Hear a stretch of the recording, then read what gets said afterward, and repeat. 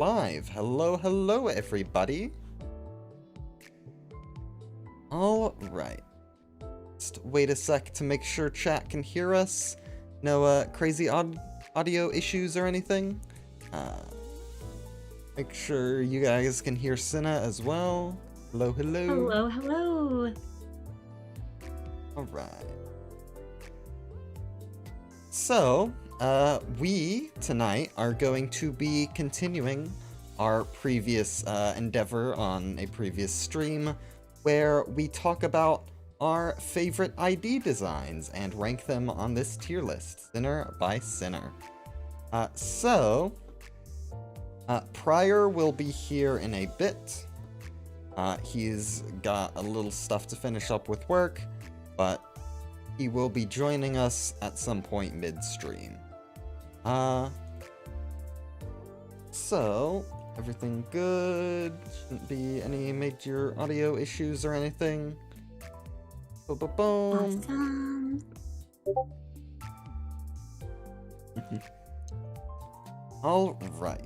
So, I am going to give a little, that should not be shown on stream. My bad. Oh, and I should be sharing this with you on Discord, shouldn't I? Yes, please do. First And hello, thing- everyone. It's so good to see all of you. Oh. There we are. Alright. Yep, so definitely a much more chill stream today. I have forgotten to ping my own chat. To notifications. Oh, okay. So, yep, definitely more casual, getting things all together, but it is fun to do stuff like this, even if it is a little jank. So, what are we looking for in an ID this stream? Combat flow. Does it feel good to pilot? You have to make decisions without it feeling obtrusive. So something that you are encouraged not to win rate with, but that doesn't require you to go too far out of your way to where you feel like you have to account for every little thing. Niche. Does it have something it does that others don't? And is that something actually rewarding and something that you will actually want to use the ID for, instead of just being tacked on? Team building. How well does it synergize with others? Does its presence change who else you let onto your team? Does it force you into using certain other IDs, or encourage you to experiment? Fourth is fulfillment. Even more subjective than the others, do the mechanics of the ID fulfill the narrative that the ID presents? If the ID is based on a specific character, do they embody that character well? And cleanliness. Is it easy to understand? Is it bloated in the text, or is it concise? Does it make good use of all its mechanics, or is there a bunch of unneeded statuses? Simple as that. Bonuses, if they have an interesting sin spread that either makes you mechanically change how you perceive them, or does it, tell a story with the IDs, which sins they use. And unique conditions. Most IDs nowadays are, if they have a certain amount of status, gain coin power, whatever. But if an ID has something more unique, like based on speed or missing HP, whatever, that definitely helps. So, any thoughts before we get into it? I'm just excited to get back into it. I believe we had left off with, we just went through Don Quixote. Yep. So I'm excited to go into the Sinner whose current Canto it is. Yep. Fortunately, or unfortunately, however you want to perceive it, the 2 new IDs have been added to the tier list. So, Oh I my think we gosh, should get into that. no, I absolutely agree. Let's do the new index ones. So, Index Faust. Uh, so, Skill 1, if it has Mark of the Prescript, Flash Power Up, deal more damage, poise, sinking, yada yada. Not super interesting. Skill 2, mostly just more of the same, it looks like. Sinking, poise count. Skill 3, little more interesting. Depending on how many prescripts she's fulfilled, you can get unbreakable coins and deal more damage, which is good. Yep. I really like the prescript mechanics. Yeah. Get into that after... So the counter is interesting. We have not really seen a counter like this. 3 coins. Free coin counter. Gets her up and more damage based on her prescript. She gains quite a significant amount of shield. That is... It's not enough to, like, block all the damage you'll be taking, but it is enough to justify this not being a clashable counter. And less shield, depending on how much she has failed her prescripts, which is interesting. But the main bulk of this comes in her passives. So, gain the different prescripts based on how much prescripts she's done so far. Inflict the prescript's target to random enemies with all index IDs. Apply Mark of the Prescript to attacks on the dashboard. Prioritizes skill 3 if at a certain threshold. Yep. So, this is interesting. So, first prescript, use either a marked skill or attack a marked enemy. Second prescript, to specifically hit any target with a skill that is marked. Hit a target with Go Awakening skill or skill 3 marked with the prescript. And then eliminate all enemies. So very much want to fulfill these prescripts.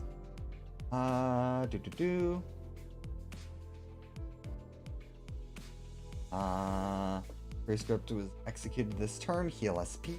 Gain Grace of the Prescript. They have the Prescript's target. Heal more SP and gain more Grace of the Prescript. You fail. You get Karmic Consequence. You take more damage. Proselyte's Blade. More damage. And even more damage. More damage. Basically, gain more poison, inflict more sinking. That's a little neat. And at high, that's basically just permanent. So, some interesting stuff. I am noticing a bit of a flaw with this identity, though. And this is going to be true for Don Quixote as well. The prescripts are a lot of text. Is basically that is true. These 2 whole passives are just to explain how it works. No, you bring up a good point. I very much like the idea of the prescripts. However, they take up so much space on the identity that Faust really isn't left with too much else. She doesn't have any other really role to play. The only really interesting thing she does beyond the prescripts is the counter. And to be fair, this is very much our introduction to the index, our introduction to how this mechanic works. So it's pretty standard that she would have sort of these flaws, that she would be the basic identity for the index. But what do you think? I think until Kim Jae-hoon, gives me the shards to get her ID. She's got to go in disappointing. No, I, I really want to play the index IDs. They look so fun, and I have not pulled them yet, and I'm waiting for the battle pass to unlock. I get what you're saying. I do think, while it is a lot of text for the prescripts, while I argue I get there could be some more stuff she's doing, I also think the heart of the index is their prescripts. And I think for the prescript mechanic, it's a very fun one. I would probably put her in interesting, maybe on like the lower end, or like the mid end of interesting. Yeah, but I don't know if you would contest that. Yeah, fairly similar. I'm thinking high end of serviceable, low end of interesting. I think she does have... Yeah, I would put her above these guys. I think these guys don't have enough interaction, either don't have enough interactions with the rest of the team, or in, like, Warp Faust's case, doesn't really have much she does on her own. Whereas this one has some interactions, has some interesting ways you can work with others if you have, like, because in multi-enemy fights, every index ID is gonna want to jump the same person. That does kind of change how you play based on the team, so she gets a few team building points for that, and I think that bumps her up just enough. Absolutely. I also think we're going to need more index IDs before we can fully judge just how they are in like an index team. Why? Oh? Why is my chat not showing up? Oh, there it is. Oh no. Oh no. Okay, I was looking at chat through the stream instead of through the chat window, and the stream chat, I guess because I had not clicked on the window that chat was in, it was not updating. So I thought chat was just empty and everyone was being very quiet. No! Hello, everyone! Right, it's good to see all of you. Let's catch up on chat. Hello, hello.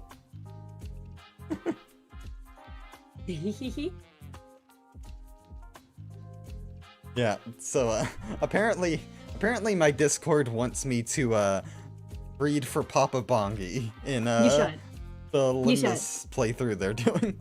I support this. The people have spoken. Rome Builder has brought rabies to our stream. Thank you, Rome Builder. Welcome. I will consider it. I will consider voicing the Bongi if the time lines up. Do it. Do it. Do it. Become chicken. Shizid said, Fell Bullet Yisang's skill 3 can help index IDs hit their prescripts? Oh. How does that work? You're gonna have to explain that to me, because even if, like, the bullet hits, goes through them and hits the enemies, that still, I feel like, wouldn't count mechanically, so I'm very interested to see what you mean by that.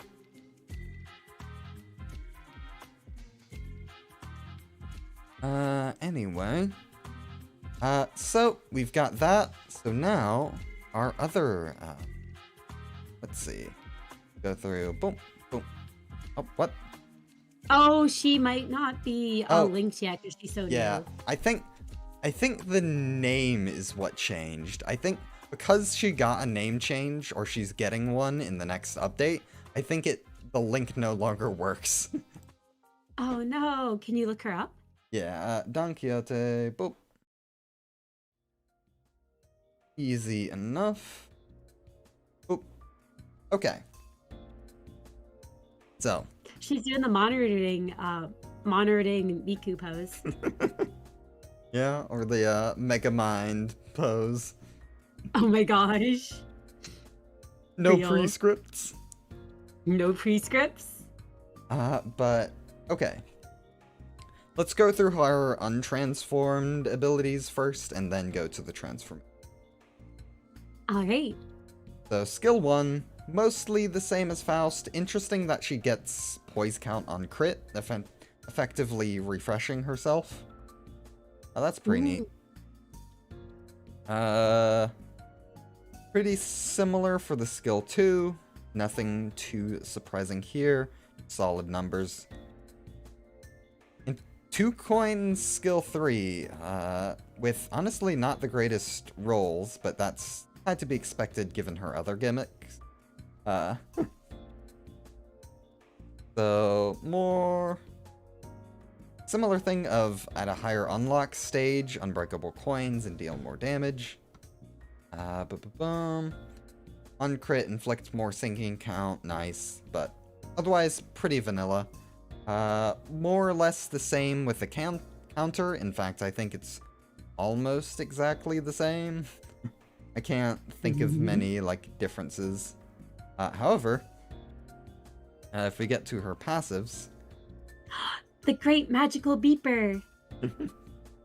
Where actually is her...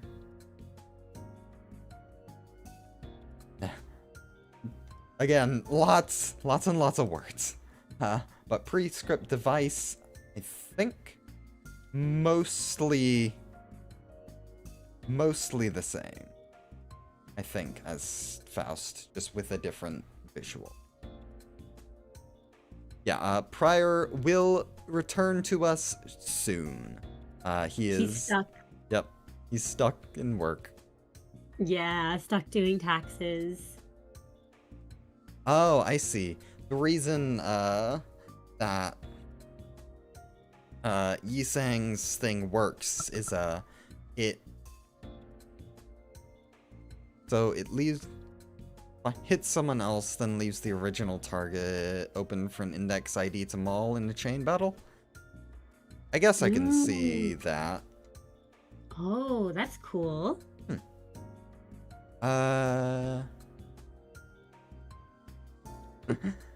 You think she should get a negative point for arriving before the character she represents, and thus spoiling the plot twist?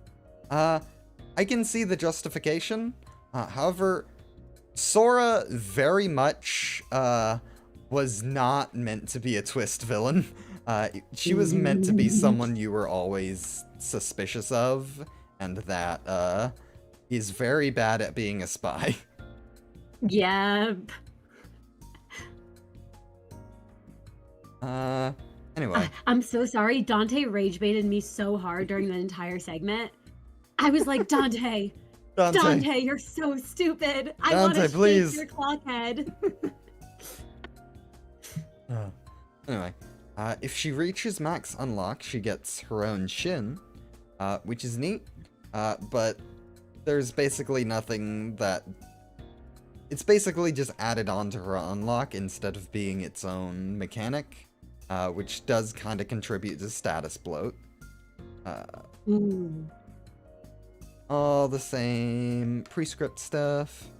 This one's more interesting, though.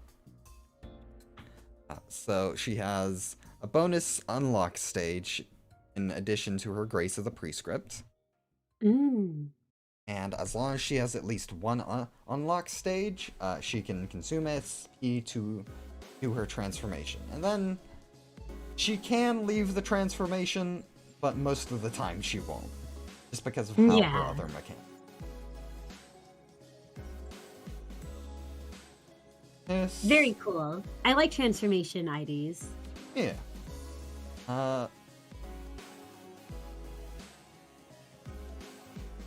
Okay. So, this is essentially a status to show that she's changed state. More or less. Yeah. But, let's see what her transformed skills do compared to the... Alright, so little stronger, lose SP, basically. Little more sinking count, that's nice. This one, pretty similar, lose SP, deal more damage, a little more sinking. This one, however, actually changes significantly. Is now a 4-coin unbreakable, and can get pretty damn strong. Loses quite a lot of SP for this one. And more coin power and deal more damage for this coin specifically. Very much... We don't see this often. Very much similar to, like, the base Heathcliff stuff of changing a coin's power mid-skill, which is interesting. I do like that. Yeah. But overall, still very simple. And get to the defense skill. Yeah, not much different. So, I like her. Unfortunately, her transformation doesn't do much, like, in the way she's played. Like, nothing about the way you use her really changes the moment she transforms. And that's a bit of a shame. I think... No, I do agree.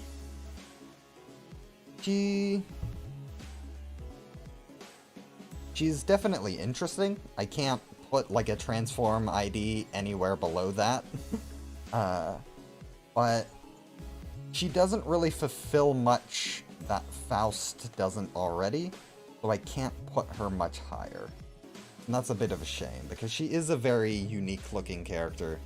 She is a pretty story-important character, and is very much, you know, a big ID with big presentation. And she had one of the coolest trailers I think we've gotten. Absolutely. But, yeah. We will get to Uchat Otis when we get to the rest of the Otis IDs. That we will. And did you all see the new teaser for who we're going to be getting? Oh, yeah. Oh, I'm so excited. I'm super excited, too. Ishmael's one of my favorite sinners. Same. And Kira's one of my favorite new characters we've gotten. I am interested to see her kit, because we're probably gonna fight her in the next part. She's the only one we haven't fought yet. Yeah, I need a prayer circle.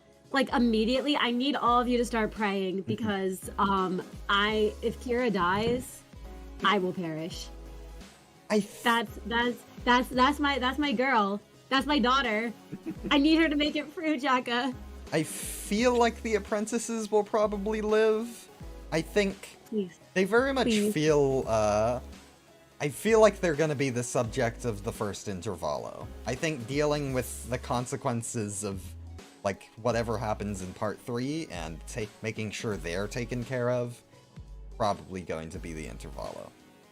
I hope so. I really hope so. She just wants to play video games and, like, talk about her favorite anime. Ignore all the bodies. She's just a girl. She just has hobbies. Yeah.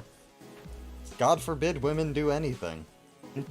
Exactly. Yeah, we are adopting all the apprentices. Please. Oh, yeah. Please. We had spring cultivation, now we have summer adoption. Yes! I need that. Starfield asks, do you prefer Season 6 or 7 ID design? We haven't really gotten much in Season 7 for me to comment. Y'all miss the Hay Show? Do you all miss 1 limbillion Hay Show? Do you all want more Hay Show? But, yeah. I'm interested in Kira's kit because, I won't say because this is technically data mined, but I saw a few of Matthias's sprites as I was looking through them, just because I was curious about, like, his arm situation. And there is a particular detail that is not, like, a huge story spoiler, but I just want to... There is a part of Kira's potential kit, if she's like her dad, that I think will surprise people, but... Ooh, I'm very excited because I love Matthias. Matthias is super fun. He is, and he cares about his bro Ricardo. Middle did nothing wrong. I stand by this. Yep. Okay, so on to Ryoshu. Oh.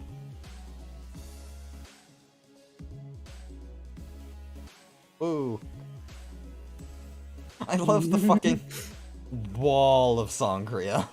Oh my god. Oh my gosh. The Ryoshu translator.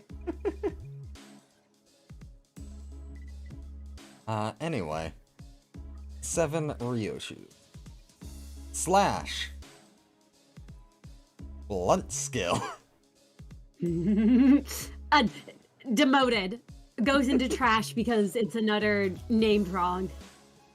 Thank you. Thank you. Anyway. Upper slash. Hey, they named it right. Yay! More power against units with any amount of slash fragility. That is somewhat interesting. If slash fragility was used more often, it might be an interesting way to go about things. Yeah. However, as it is, she can only really inflict it with her skill 3. However, looking at this, I knew she inflicted a lot of fragility. I didn't expect 5 fucking fragility. Oh. I see now why she was used in older railways. Same. And then defense. Oh, she can inflict it with her counter, even if it's same turn.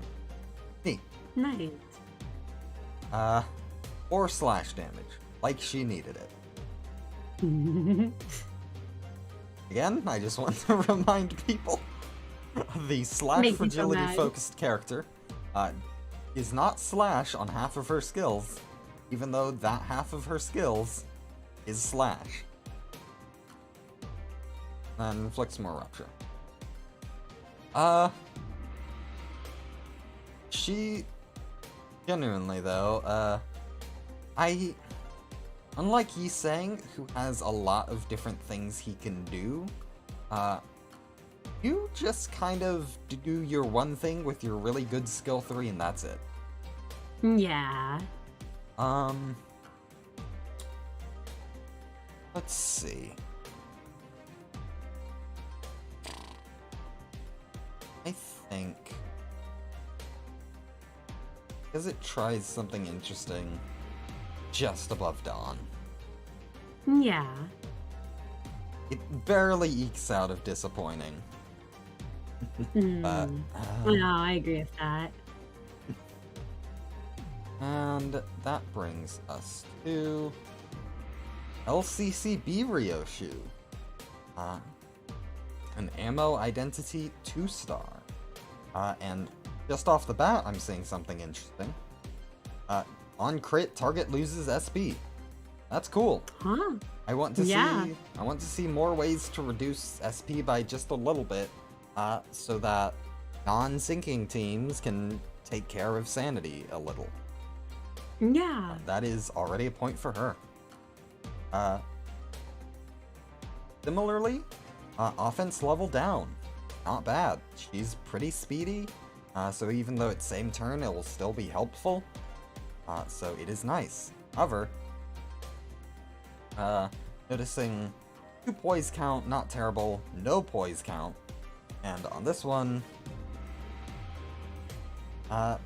poise count on crit, but that's about it.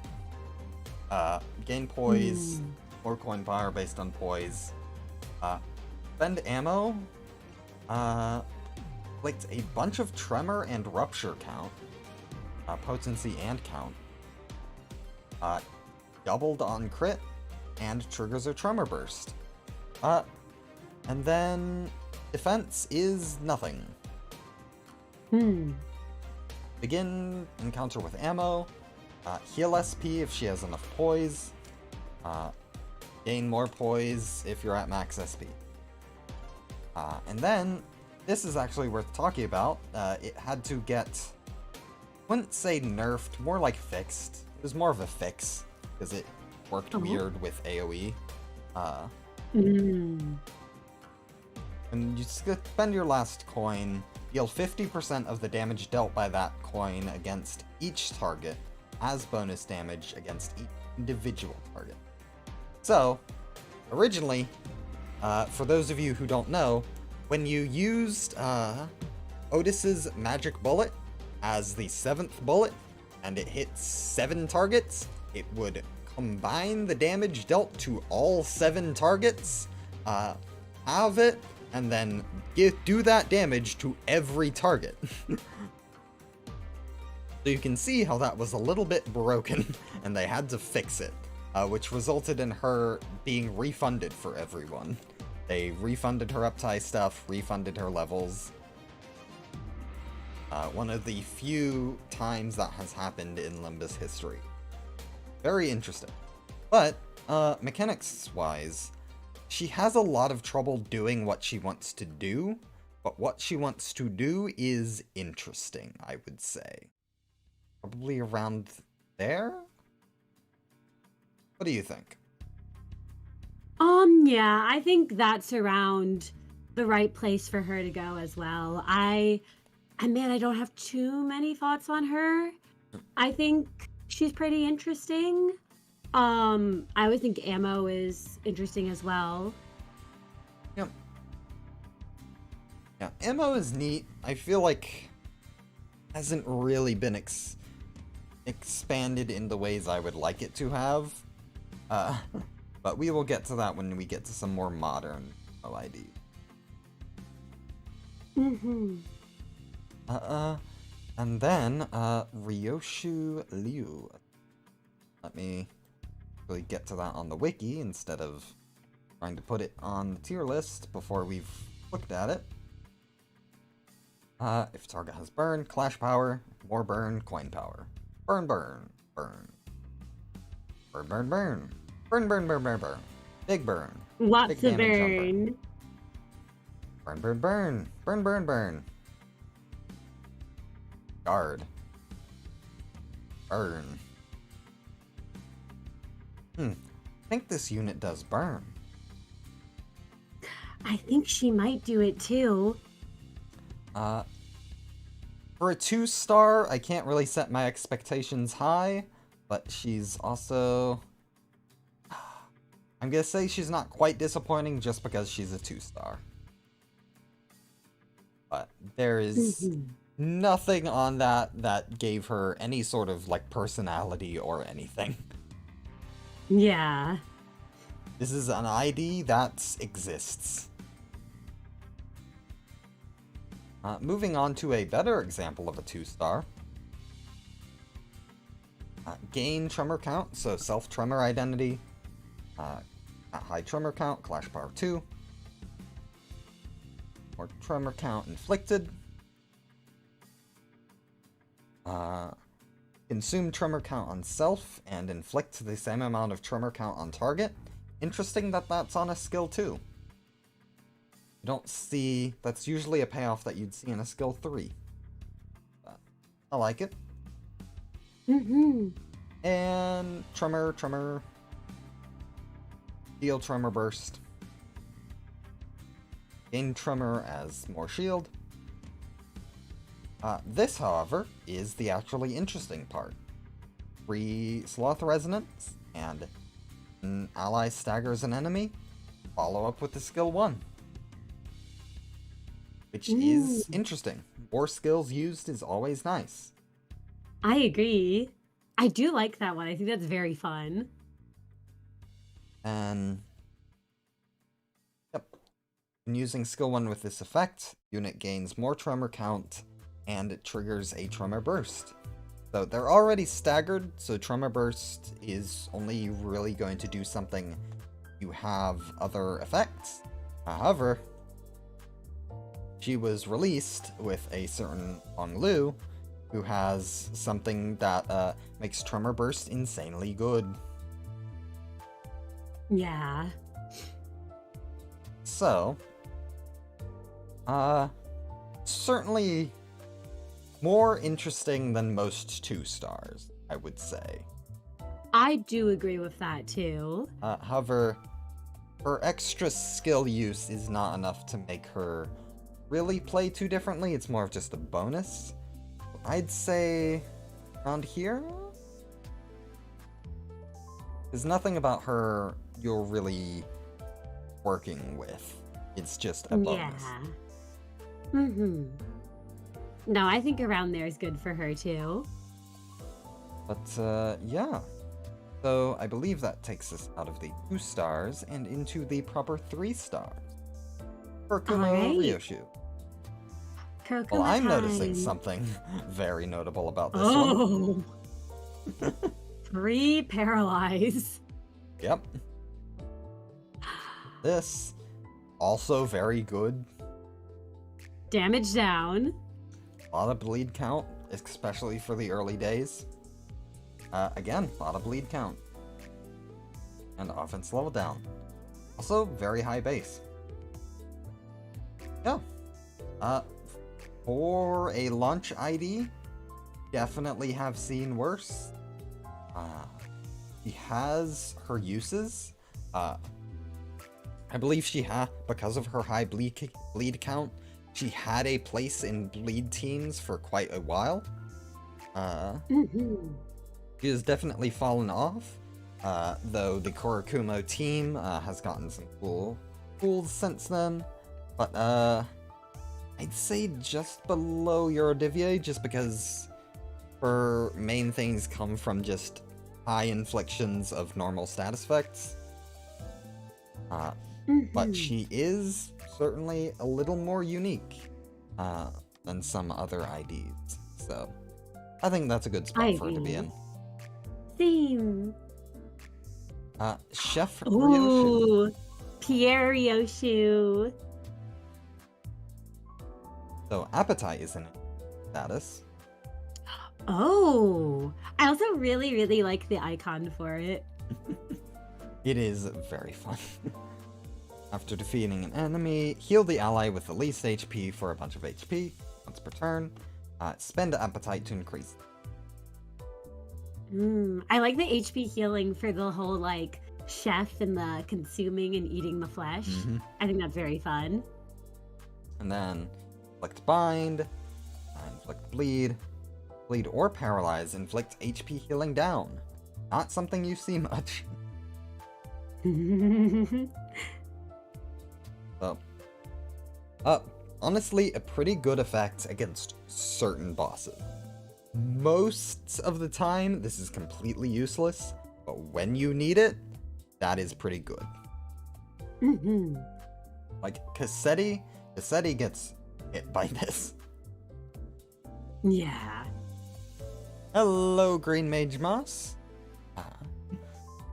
You're hanging around in chat. And yeah, one of the few IDs that can actually be a healer. Not a huge amount, but it is something. Yeah. And this made her very good for a very long while. Oh, yes. Heal damage by 5% of the target's missing HP, max 20%. So what? Once a target has taken 400 damage, that's maxing out, which is not hard to do, especially these days. That's only like, what? 25 to 20% of a boss's matched HP. So for like 80% of the fight, you're getting this. Just maxed out. That is not bad. It is a very unique way to do more damage. Then evade. Gain haste on evade. Neat. Nice. Little utility. So not terribly complicated, but she has a role she fulfills pretty well. I would put her maybe around, because she has a very strong role. Honestly, yeah, above Index Faust. I think just because she's a healer, she goes right around here. What do you think? Yeah. I think that's a good spot for her. I like the healing aspects. I think it's really interesting and flavorful. Yeah. Flavorful. Yeah. Okay, and Warp Ryoshu. Charge. 3 coin skill, that's neat. Charge, slash fragility, hey!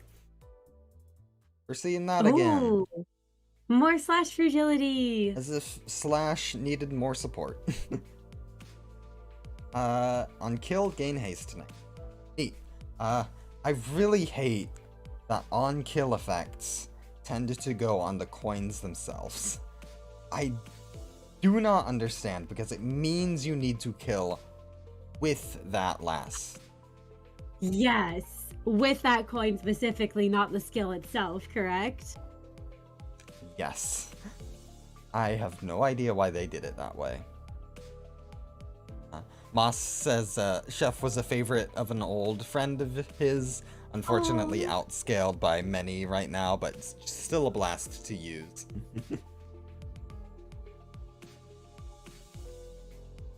And then charge. On kill. If only that could be gotten reliably. Yeah. But bunch of coin power. Really hits hard. But ultimately, still very much just a pure charge ID.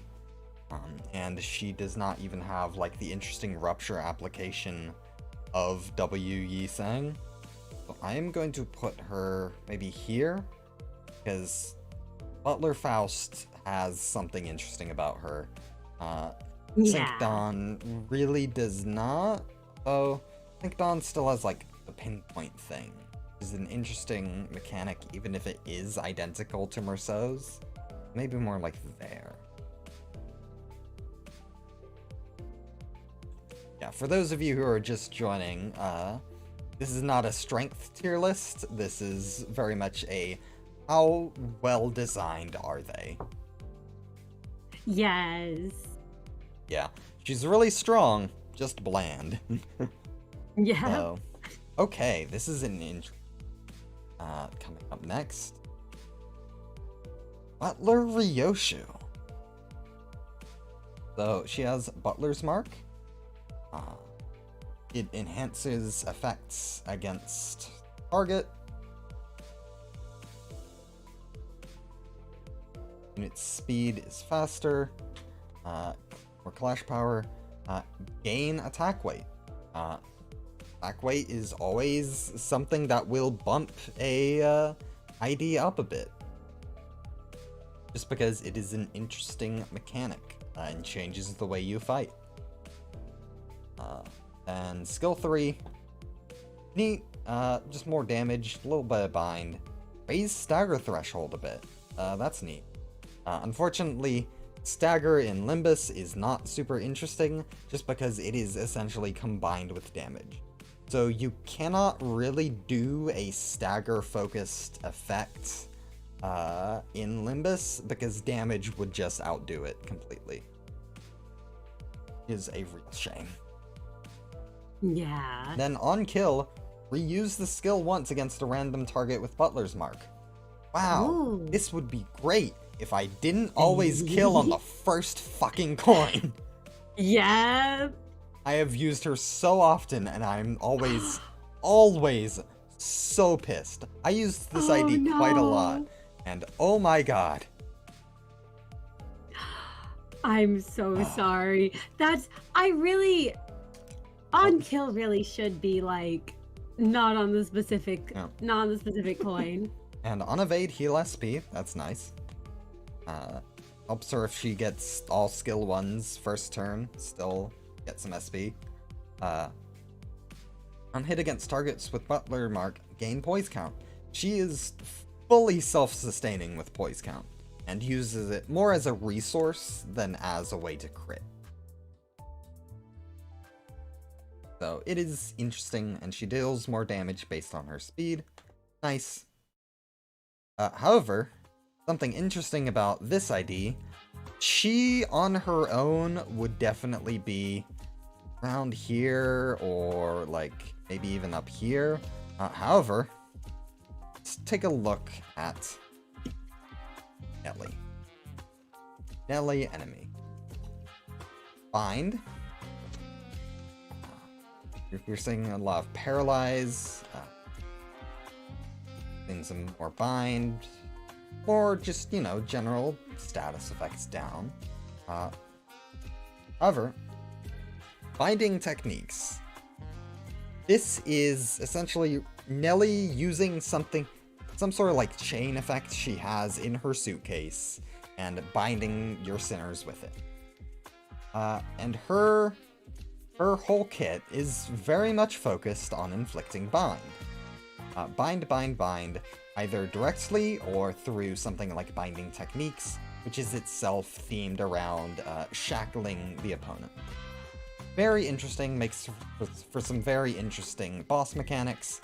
However, if we go back to Ryoshu, no bind, no bind, one bind. Very limited bind. Now, I do not think a Limbus ID needs to translate all the major mechanics of the boss. Sometimes a mechanic just does not translate well to an ID. However, Yeah. Nelly, it was really cool seeing her use something like bind, or something themed around bind. And so, it is disappointing that this version of essentially Nelly does not use that very unique sort of fighting style. Mhm. That is my main problem, is that it is a very unique look to the character to use that sort of weapon and that fighting style, and it is just not there. Yeah. So, realistically, somewhere around, like, here, she... Oh, fuck. Oh no! There we Okay, go. We're good. It's saved. Yay. I know. We I agree. need It would have been same nice. turn bind. Get the sync Gregor treatment. She gets 5 Yes. bananas. Yeah, haste and bind characters would be really nice, since you can easily flavor coin skill reuse on speed difference. Absolutely. And I recently, at the request of some of my viewers who have been really liking bind and want it to have Oh. actual payoffs, I recently introduced some payoffs, one of them Ooh. through a community contribution, and bind is now very much focused on hindering the opponent in more ways than just speed. Oh, that's very fun. I love that. But, yeah. There are some interesting things you can do with bind, and Nelly does none of them. This Nelly. Man. Yeah. I do think she's such a fun concept, and I think choosing Ryoshu for Nelly was really, really fun as well. Especially given her own daughter she raised, and then given like the race Heathcliff in that world. But I do agree. I do wish they had done some more fun things with her. Apparently, the other Project Moon TTRPG also updated Bind and Haste recently. Everyone's looking for it to have some unique effects. That's exciting to hear. Bind Nation is rising up. Anyway, Rise up. Red Eyes and Penitence. So, you got Red Eyes and you got Penitence. Both unique charges, both go up to 20. Red Eyes inflicts more bleed. Penitence grants shield and healing. Yeah, heal more SP on coins that gain Penitence. So, interesting. Good clashing values. Gain Penitence, gain Red Eyes. Penitence, gain Red Eyes, inflict bleed.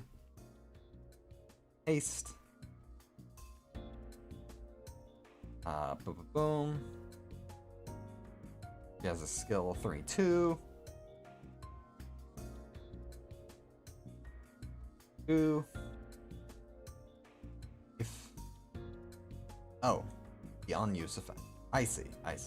So she spends some SP to gain more clash power and coin. Gotcha. And gain Penitence. Heal self, and ally some HP and SP.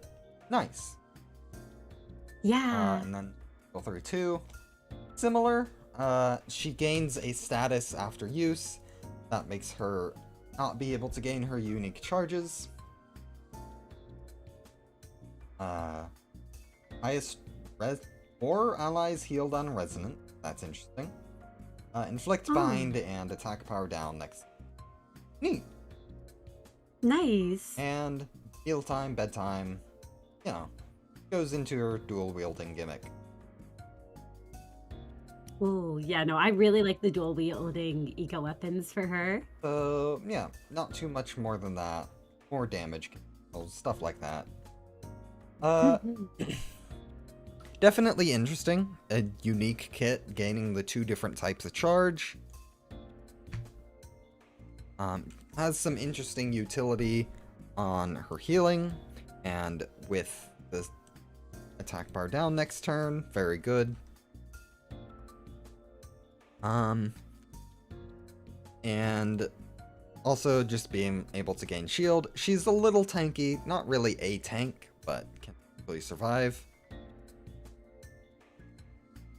So she is interesting. Also, similarly, for the Red Eyes Ego, the whole spider web theme, very little bind.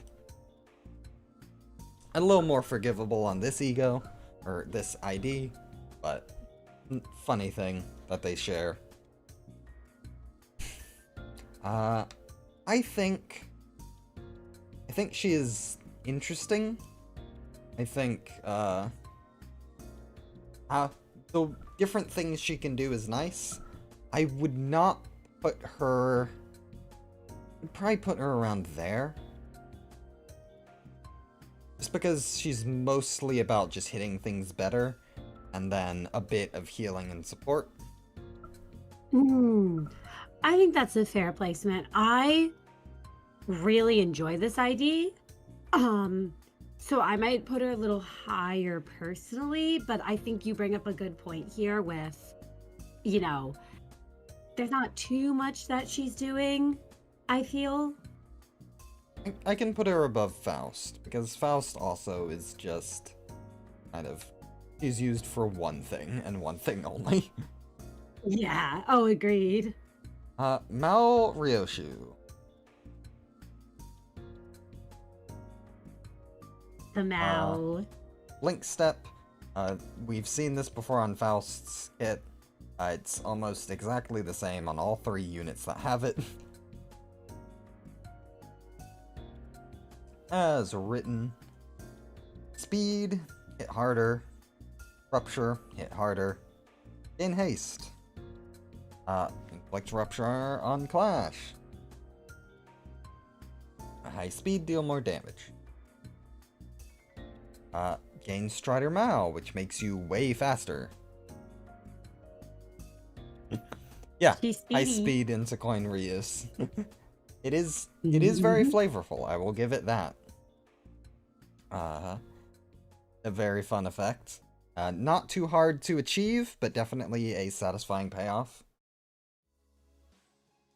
But, yeah, and then Deathrite Haste. Wow. Deathrite. I can't wait to see all the cool Deathrite effects in Canto 8. Yes. I'm sure we'll get so many Deathrites on all the different haste show. So many! For all of them! On all of them! Yep. Surely we will get more than 3 available Deathrites. Surely. But it is a decent effect. Well, very strong. But it is not so terribly strong, just because it is limited in who can apply it, and you can't really stack it beyond the 3. But it is a neat effect. It is not going to, like, hugely change how you play, but it is something to keep in mind. And this, a way to activate your Strider Mao, that's very good. Nice. So, yeah. Not too much to say on that. Just decent. Solid. And then... you could get rid of this passive and never notice. This could have been broken the entire time she's been released, and no one would give a shit. Yeah. And this is true for a lot of the Hey show, really. They have very similar passive guard. But I do agree. On her own, she's definitely in a decent end of serviceable. However, Yeah. she's not on her own, and the others who do what she do make her very independent. I get what you mean. I think I have fun with how she interacts with the Utter Hay show and Lord Lou, but I also agree there's a lot of, at least to me, it kind of feels like she and Mao Otis and Mao Faust, and I could be wrong on this, just because I like using the bunnies together, kind of are all doing very similar things. Yep. So I get what you're saying here. But, on her own, still decent. She's still, serviceable. I would not quite put her in disappointing. Yeah. Contempt Awe. I've not taken a Ooh. look at this in a while. And Prioryear. I like her long hair. So, Gaze and Contempt. Deal more damage to and take more damage from Ryoshu for every stack. So, I like that. It's fragile, but it also makes you more fragile. But only specifically you, so the rest of your team isn't suffering.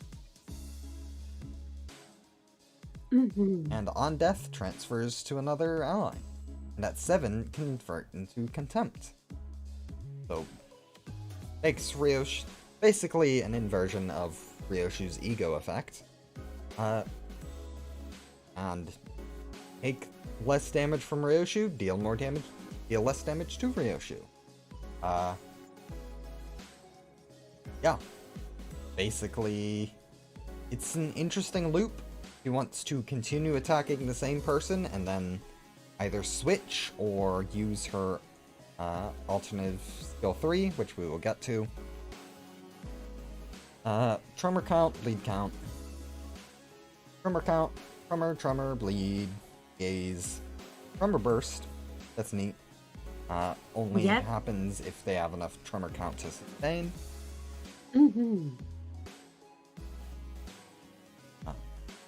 Then, pretty basic skill 3 for the most part. Touch gaze, amplitude conversion into tremor hemorrhage. So, I have thoughts on tremor hemorrhage. Oh, and what are those thoughts? Tremor Scorch was a very good idea that was made redundant by how strong Tremor Reverb was. If Tremor Scorch was on its own, it would be a fantastic status effect in my eye. Because it fixes Tremor's lack of damage and Burn's lack of being able to do anything more than at the end of the turn. Yeah. Hemorrhage does not really solve either of those problems. Bleed has no trouble activating, and in fact, activating so much is Bleed's problem. You cannot keep up bleed count, and this just makes that problem worse. What Tremor Hemorrhage should have been is something they kind of do with Alan Gregor, where he has an enemy gain bleed count on Tremor Burst, not lose it. Oh. This fixes nothing and in fact contributes to the problem. It basically makes it so that she is terrible to run in a Tremor team, and honestly, terrible to run in a bleed team. Oh no. However, she has some fun stuff that will pick up the slack of essentially what this status has done to her. First off is the skill 3-2. If target has enough gaze, big swirly slash. Deals less damage against sub-targets. Okay, fine. Main target is the focus. And if there is just one target, a lot more damage. Fun. I like that way of doing it. I think that's a very good way to deal with like a big attack weight thing. I agree. consumes all gaze or all contempt targets that were hit. Target has to contempt, deal a fuck ton of damage, which Oh shit. not only mitigates the penalty you got, but straight up makes it not a penalty anymore. Nice. Very fun gameplay loop. Tremor Hemorrhage. Fuck you.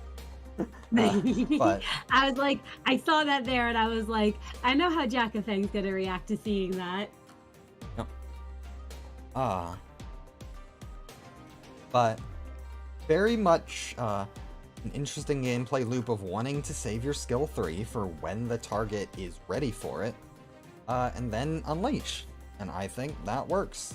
It's the better way of doing just the normal gain resource and payoff resource that a lot of IDs do nowadays.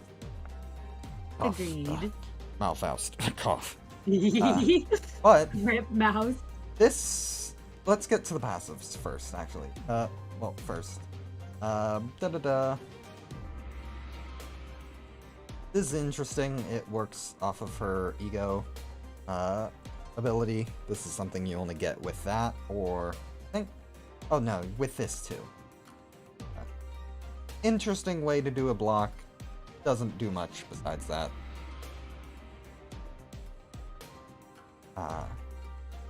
When staggered, gain this next turn. Very interesting. She becomes a big target, but also gains a fuck ton of protection. Essentially, yeah, that is 11 protection, which is more protection than you can actually benefit from, because it caps out at 100%. Yeah! There is one wasted protection. That's really funny. Points off for that. Disappointing. But very funny. On death, inflict stuff. Not too much, but it's neat. I like that she has that effect. It's not enough to make her worth killing off, but if it happens, and whatever. Yep. No.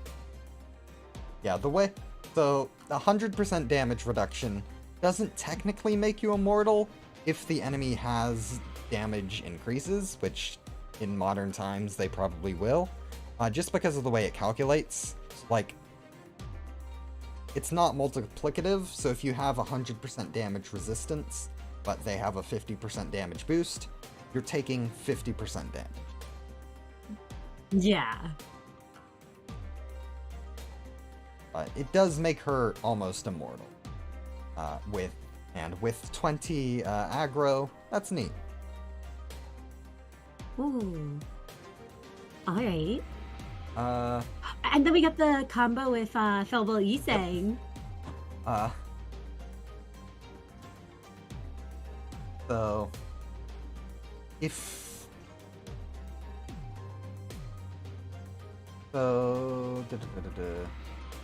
yeah, so if she has this effect, and she can use her base skills,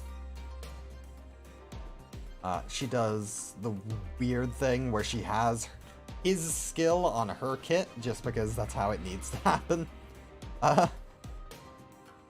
But just a bigger version of his normal skill 3, and we'll get to... No, we did get to him, didn't we? Yeah. Believe so, yes, we did. Top of interesting for him. This doesn't save him, especially since it's so weird to actually get it to happen. You need to use her ego, because if you get it this way, she's already staggered. Mm-hmm. But makes his big skill even bigger, and doesn't require him to necessarily kill. But he's just got a weird kit anyway, and this does not make it less weird.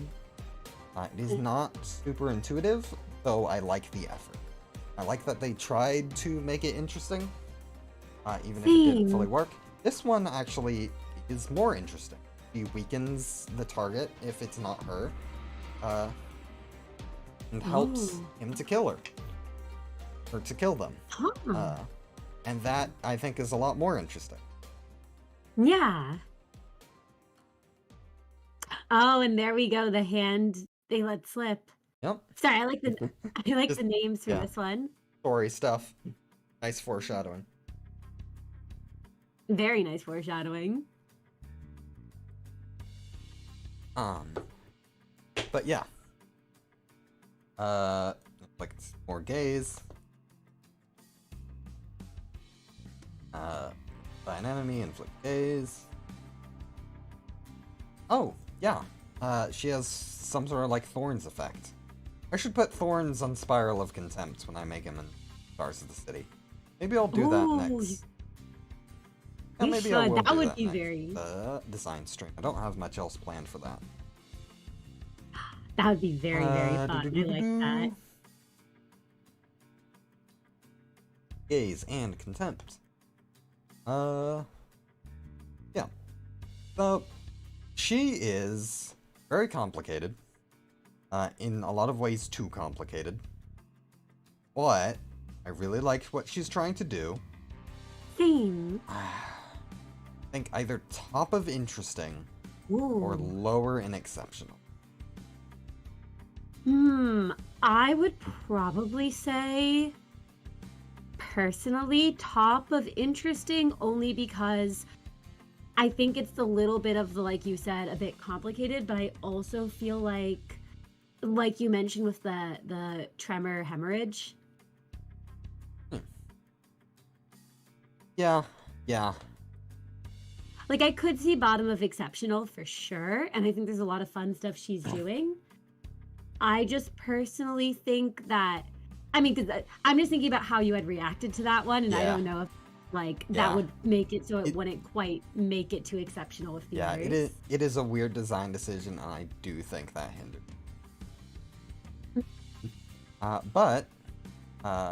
And what, Jekka, what do you think is the best designed ID? We're gonna get to one of the two tonight, so I will Oh, hold off on the other one, but we are going to get to one of them tonight.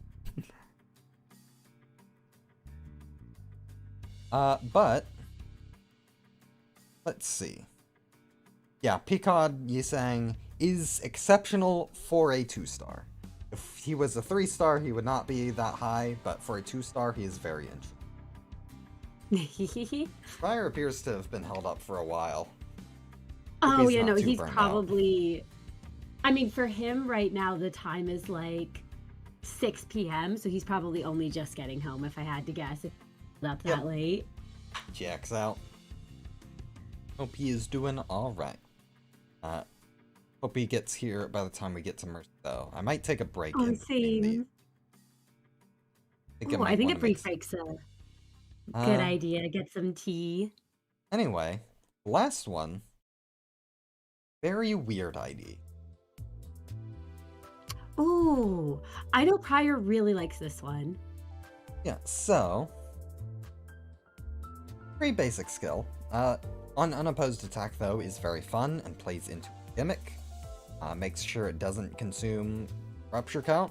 Nice. Skill 2. Gain poise, more damage, critical hit. Skill 3, protector's stance. Gain poise and poise count, gain shield, gain based on poise, take less damage, yada yada. Stuff, gains a good chunk of poise count. So, and then defense, also gains protector's stance, defense level, poise by rupture. Not terrible. And passives. Another ally's skill hits an enemy after that attack. Use her skill 1 unopposed. Once per turn. I do really like that. I That is do a really like that very passive. fun gimmick. I really liked it when I saw it on what's her name? Dayu. Lin Dayu. Yes. And when she substitutes or is returned to the battle, gain protector stance. Fun. She gets a little thing if she enters mid-fight. That That's is very fun. fitting. And she gets added to the Heisho Gia family. Let's go. Hey guys, when you're talking about Heisho Pack or Gia family, could you also include Ryoshu? You know, just Heisho Pack or Gia family and Ryoshu. Thanks, guys. Thank you. I love that. Jacko, what if I used this tier list as a power tier list out of context? I will throw you in the concept incinerator. No, I encourage this. I encourage this behavior. Pequod Yi sang, one of the strongest IDs of all time. Bow down to me, Heisho. Then Loyal Warrior. The first mate is talking. If an ally is killed by an enemy attack, or if ally's HP is low after they attack, use skill 3 against. Nice. Free skill 3. I like it. Yay! Lord of Honglu activates this one more time past its uses limit. Interesting, he doesn't need it. He very much does not need it, but it is flavorful. Yeah. And Hey Back Off is activated by the passive. Deal more damage on critical hit, and heals SP for another ally. That's neat. I forgot about that. He's apparently an SP. Cool.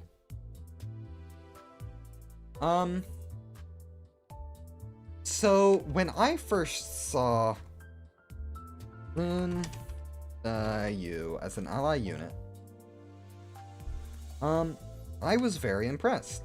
I was like, hey, this is really cool. He has a really cool kit.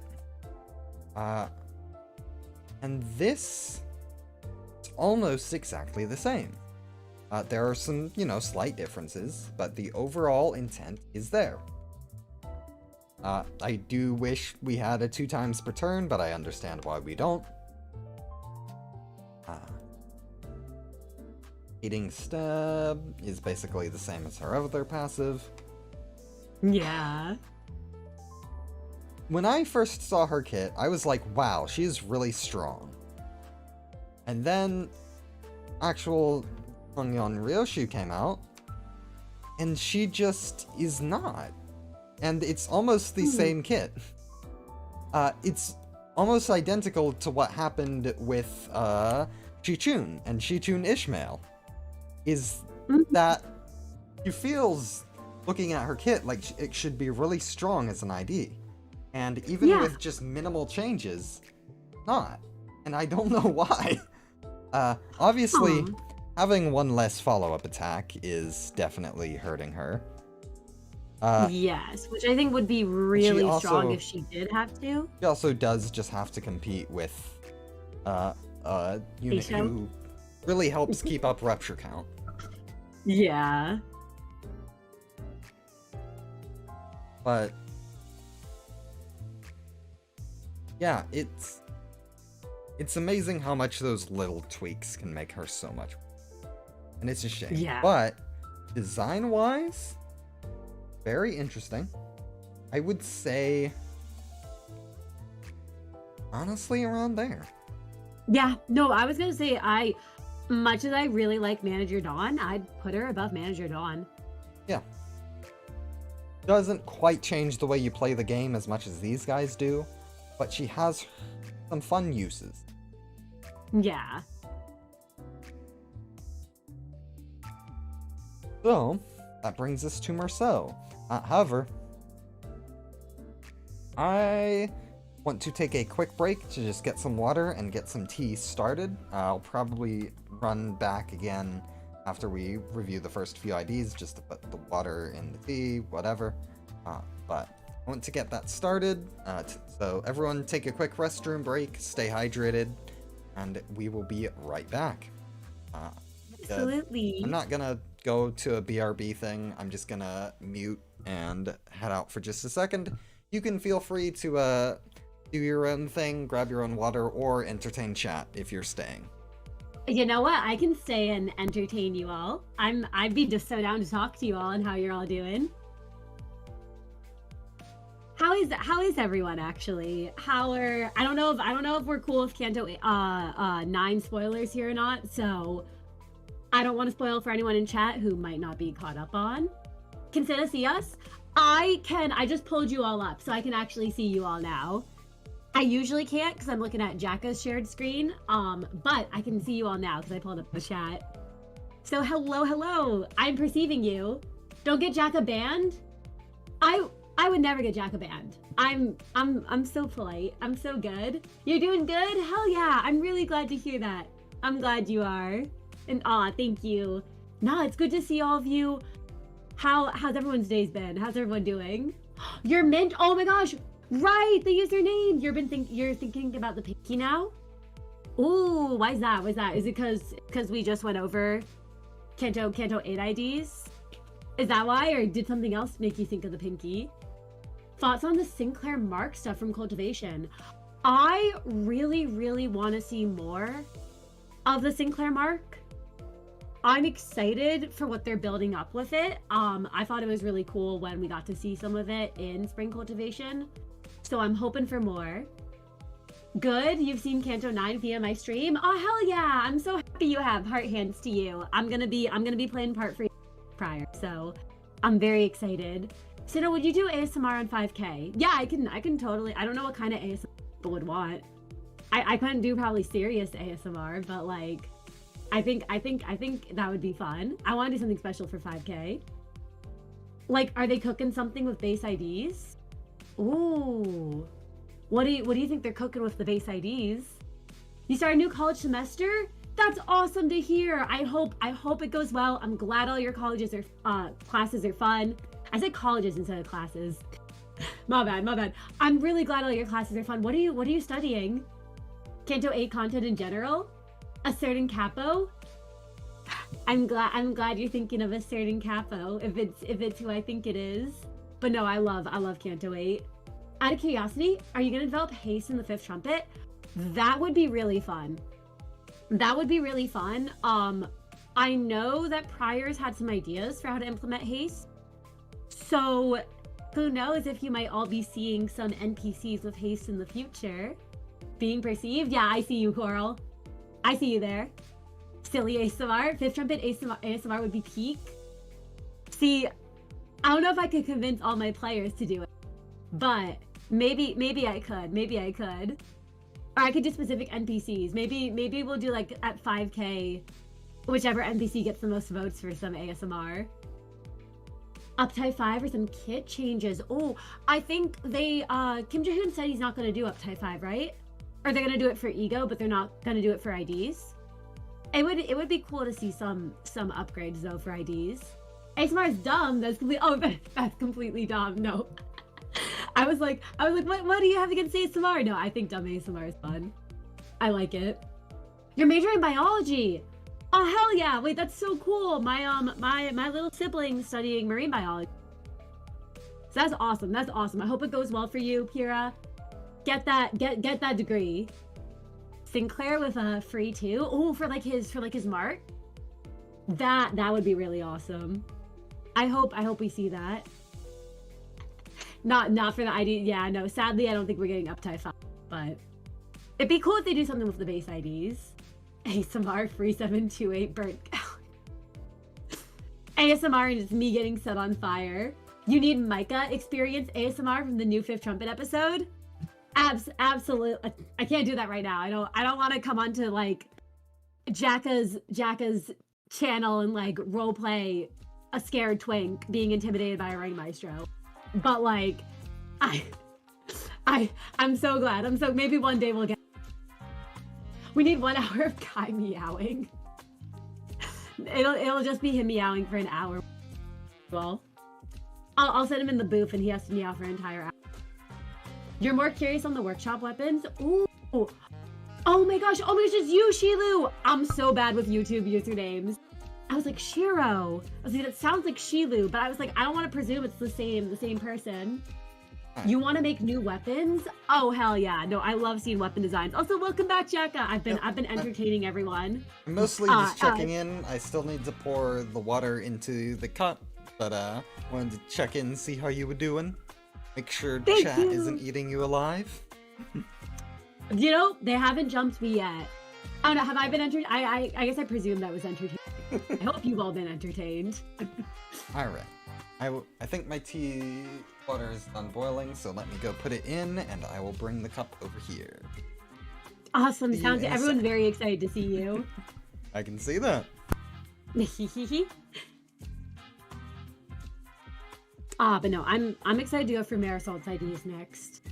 He's I need you all to know, Marisol is the funniest character in Limbus, I feel. I love that man. The sweepers will arrive at your building soon. Hey, don't say that. I'm scared. Chiro was an old nickname. Oh, it's a cute one. I really like it. I like Shilu though. Shilu sounds really cool. Right, you can't change YouTube usernames like you can Twitch, right? I don't really stream to YouTube, so I don't really know how YouTube works. I kind of just post videos. But that I know Twitch you can change your username. But that makes sense with YouTube. You can't do that. I think YouTube's got a lot of cool stuff though. Marisol's gonna be awesome. Oh for sure. He is God's strongest rage baiter. I think it's so funny that he is. Dead rabbits, Marisol. Oh, I'm excited. Like, okay, I wish we had seen more of the dead rabbits. I thought they were really cool. I really liked their designs.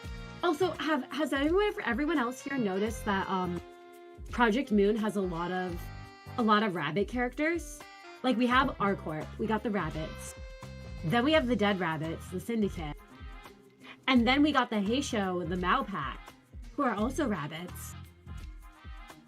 I'm just curious, like, I really like all the rabbits. I'm curious why that is. You wish he was good because you love Matthew? Matthew's such a vibe. Matthew's a really It's quite odd they have so many bunnies. It really is. I'm like, I like all the bunnies. They love bunnies are cute. Bunnies are cute. I used to have a rabbit, and when I was like a little kid, we just brought her home one day. She was like for free at the pet store. And she was the most vicious rabbit. I think she belonged to like the Mao Pack. I need you all to know. She attacked everyone who wasn't me or my father that came within like anywhere close to her. Yeah, no, here's some Cinna lore for you all about my old pet bunny. The most vicious bunny I've ever met. I feel bad. She probably had a bad home situation before. She was a very good girl, but yeah, she was a Monty Python bunny. She was the evil killer bunny. Also, Fifth Trumpet homebrew on Stars of the City. Oh, I know there's the Fifth Trumpet section, which is very fun. I know Prior's been working on putting the managers in the system. I think he shared that on the server. I need you to know. Wait, Jack, I think you're here. I heard you laugh. Yep. I heard you laugh. Yay! I need you to know how much we love your system. It's so awesome. It's so awesome. Stars of the City is so cool. I want to play in it more. I want to play in it more because I had a lot of fun making a character for it, and I hope in the future I get to again.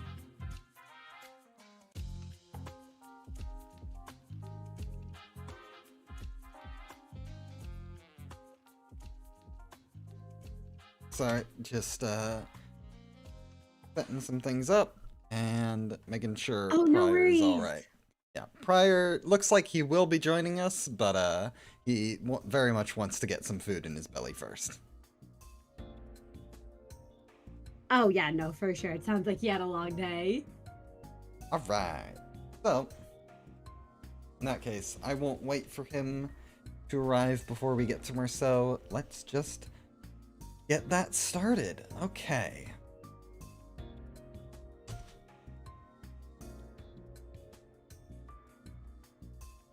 Oh. Oh. All right. You Marceau. Burn. Burn. Spreading burn. Hey, that's a slightly more unique. Ooh. A lot of burn at once. You don't see that. Most spreading burn infliction you see nowadays is like 1 or 2. So 3 burn at once. It's not crazy in it by any means, but it is neat. Also very high base. Mm-hmm. inflict a lot of burn count, and spread more burn. And guard. Monster burn? So, very much a burn unit. However, I think he is slightly more interesting than Ryoshu. Yeah, I agree. I think the burn spread makes him a Yep. bit more interesting, because I don't think she had that. Can't fully remember. Let me just double check. She might have had it.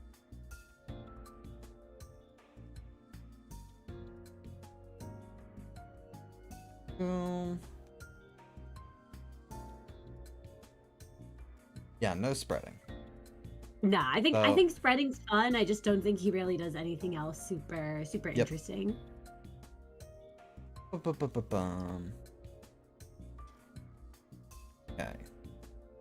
I have a personal beef with this ID.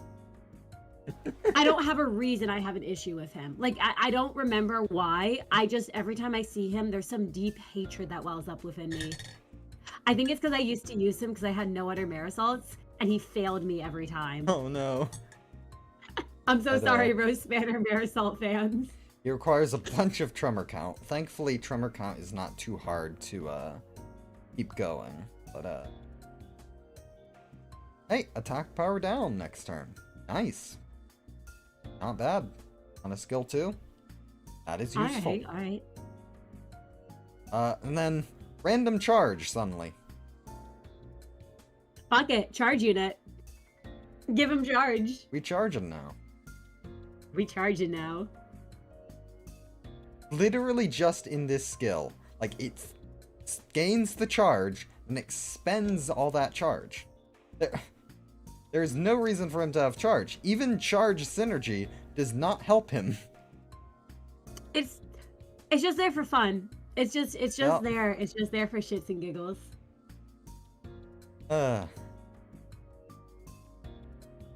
But it is interesting. Did That's the interesting. roast banner? Did the roast banner? Ooh. That's a Did the very roast random banner effect. NPCs even have charge? Let's check. I've not looked at them in so long. Ghost Spanner Workshop. I think this is, yeah. Nope. No. I don't. You do not even have charge either. Now where they get charge from? Mirror World benefits. Yep. Anyway. Yeah, no. But he is on the better end of serviceable. Because he's a 2-star, definitely less expectations of him.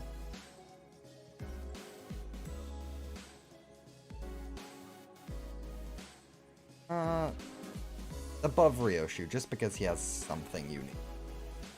Yeah, I think that's fair.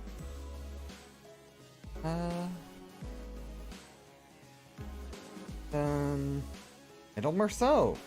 Hey. He's a middle member, so he immediately goes to peak, of course. Yeah, of course. Of course. Let's go! Let's go! Middle supremacy! Hello, Honglu. You go back where you belong. But now. Inflict bleed. Clash, lose, gain envy damage up. Fun way to do the middle stuff. Isn't gonna have much of a payoff. It is a consolation prize. Changes of loyalty. Envy power up. Adjacent units. Envy damage up as well. Neat. I like that. He's like a lot of 2-star identities. He is support for the big guys, and I like that. I like support. Yeah. Theme. Plus coin drop, very good. Envy fragility, very good. Old Vengeance Mark. This is not used on modern IDs. Kinda for good reason, though I do miss it. Like, I understand why they changed to Sinclair's version, but this is a lot more unique than how Sinclair does it. Agreed. So, Oh, and then 6 plus Envy Resonance. This is not an Envy skill. Until recently, battles only had up to 6 units. So Now, what was Kim Ji-hoon cooking when he made this? Dawn has a similar thing on her skill 3, but hers has a reason it works. This just does not. It is not functional, except at the time it came out, could only work in one specific boss fight, and that was Dongbek. Yeah. Everywhere else, nada. Literally unusable. Not sure what they were cooking there. However, and then also heal SP for middle members. Nice. That is good. Alright. That will Like keep him that. in the middle team somewhat, as we get our new middle member. Oh, I'm so excited. I need more middle He IDs. genuinely, not good flashing numbers, but good effects. If it wasn't for the fact that just a good generalist could outclash even the benefits he gains, he would be very nice. And he would still be kept around. Yeah. But also, eat support passive. It basically makes every other unit in the game more interesting, just because you have to consider what factions they're from. I like making teams based on factions, so I think it's a very fun support. I like one family. Overall, genuinely, I would put him pretty high for a 2-star. Yeah. They probably around there. No, I think that's a good place for him. I think he's very fun. And then Dead Rabbits. We were talking about this one. While you were on break, we were mentioning Dead Rabbits. What did you have to say about them? It looks like people really like the Dead Rabbits and Dead Rabbits Maris, and just wish that he was better. Yeah, I like what he's trying to do. So if we go through Rupture, offense level down, and offense Also, level down, Matthew being a offense level fun down. character was also mentioned. Yep. Rupture. Yeah, so he, at the time he was released, Rupture units did not have good flashing. Nowadays, very much do. But Yeah. at the time, not good clashing. He was meant to not only have good clashing, but help out with the clashing of other units. For that, I applaud him. There was an attempt to make him interesting, make him have a use, help fix a weakness. There was a game plan. Unfortunately, the numbers just don't line up, and that's about it. Yeah. Like, it's just a matter of numbers. His kit is decently well designed. They just have poor numbers. Yeah. Very agree. Rupture count negative, which was very important back in a Talisman Sinclair meta. But that guy is dead. He is shot dead in an alley. So, Talisman Sinclair has been murdered. but this is not a power ranking. He has a genuine use. I'd say he goes around there. Yeah. He is not I like agree. super crazy. He just works off of fundamentals, but those fundamentals are used in a somewhat interesting way. Agreed. So, Warp Merceau. On use gain slash protection. I don't think we have ever seen a specific damage type protection used at all. I don't think we have the either. Only instance.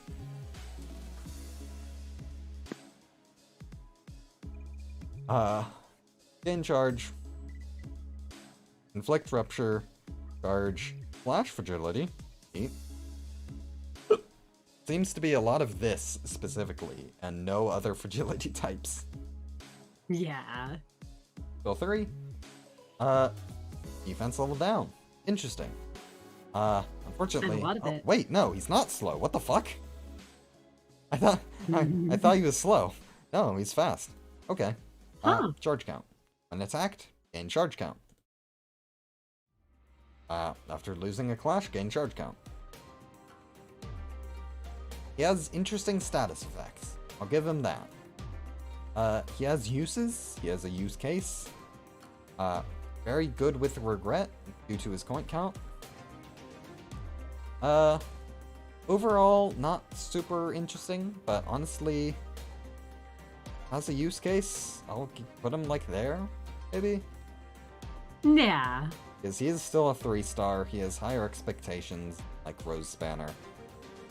Agreed. And then... What? My good sir. My good sir. What is that coin power? What is that coin power? What are you doing with that? +1. He's one of the coins of all time. Hey, if you hit your conditional, you can have completely average skill 1. With the only effect being aggro and lowering your stagger threshold. Your stagger threshold, which you have 1 of, and which is only at 50%. Oh my gosh. And then nails. Okay infliction. I mean, not great. Nails. It was a lot more useful when bleed had 0 fucking count anywhere. But nails just cannot sustain itself nowadays. You are not running an N-Corp team. And if you are running an N-Corp team, it's not these N-Corp guys, it's the other N-Corp guys. Who do not have nails. Why are you doing that? Yeah, yeah. This is neat, though. Neat. Then skill 3. Nails. Hey! Hello. He is here and he is Hi. tiny. Did someone say N-Corp? Yes. Let me make you larger. Whoop, there you go. Thank you. Hello, Prior. Hello everyone. So sorry, I have a day job that sometimes does things really fun that take me a lot of time to deal with, but I am happy to be here. I hope you two are having a lovely evening. We are. It has been awesome. We're going through one of the IDs of all time right now. Oh, yeah, this Marisol. I'm so glad I pulled him, so I never have to feel the disappointment of pulling him again. And nails. Next turn nails is actually better than same turn nails. True. Just because of the way it happens. I do not know why the fuck it halves its count before it actually gets to do anything. But since it does... It's a choice. Yep, certainly a design choice, but healing, damage dealt, neat. He wants to be at low HP though, so it is sort of a weird thing. And negative coin. Negative only on coin the counter. guard. Yep. Actually does have a defensive aspect though, which is more than you can say for most non-clashable counters. That's true. This is actually somewhat interesting. It's a shame it takes so much resonance. Mm-hmm. But fanatic, attack power up, protection, nice. Now I can technically Also- get up to 4. Can technically get up to 4 protection on a using defensive skill. Yep. Mm. And then notably, no lust skill. I normally do not care too much about that, but if you are the right-hand man of a unit and you cannot contribute to that unit's main gimmick, when all of the other members of your faction can, that's going to be a point away. Yeah. So, fun fact about... They're calling this one of the designs of all time. Yep. Yep. Fun fact about this guy, he, I believe, was my first 3-star. And he was useful in the first few Cantos. emphasis on the first few. When Yeah. Kantos were not super hard, and the main thing you needed to worry about was leveling. After that, No. however, I'm sorry, I cut you off there, yeah. Joker. No, that was basically the end. After that, nothing. Yeah. In terms of power, here. Absolutely here. In Yeah. terms of design, I'm willing to give him points. Because he You're does right. Let's do make him a some base interesting ID. stuff. Yeah, add him to base ID. But in terms of what he tries to do, interesting effects, tons of bind. More bind than Nelly Ryoshu by a fuck ton. I do But- actually think there are some really interesting things at play here. Yeah. I agree. The big thing of being an N Corp unit that doesn't have lust contribution really is a point away. It's, yeah, I think bottom of serviceable, honestly, is where I would Honestly? put. Here's the thing. Here's my argument, though, is I think the thing is, yes, he is capable of getting you through the first few Cantos. However, so are pretty much Yeah. every single 2-star on this serviceable list. Yeah. And a lot of them play better with other units and teams. Yep. Yeah. I'm willing to give him a lot more points just because he does have good utility, even if he doesn't have good numbers. Because 2 attack power down can be very good. However, it is just really hard to get him going. So because his numbers do change the way you play him in a negative way, I will put him above Warp Ryoshu just because he has interesting things he does. But yeah.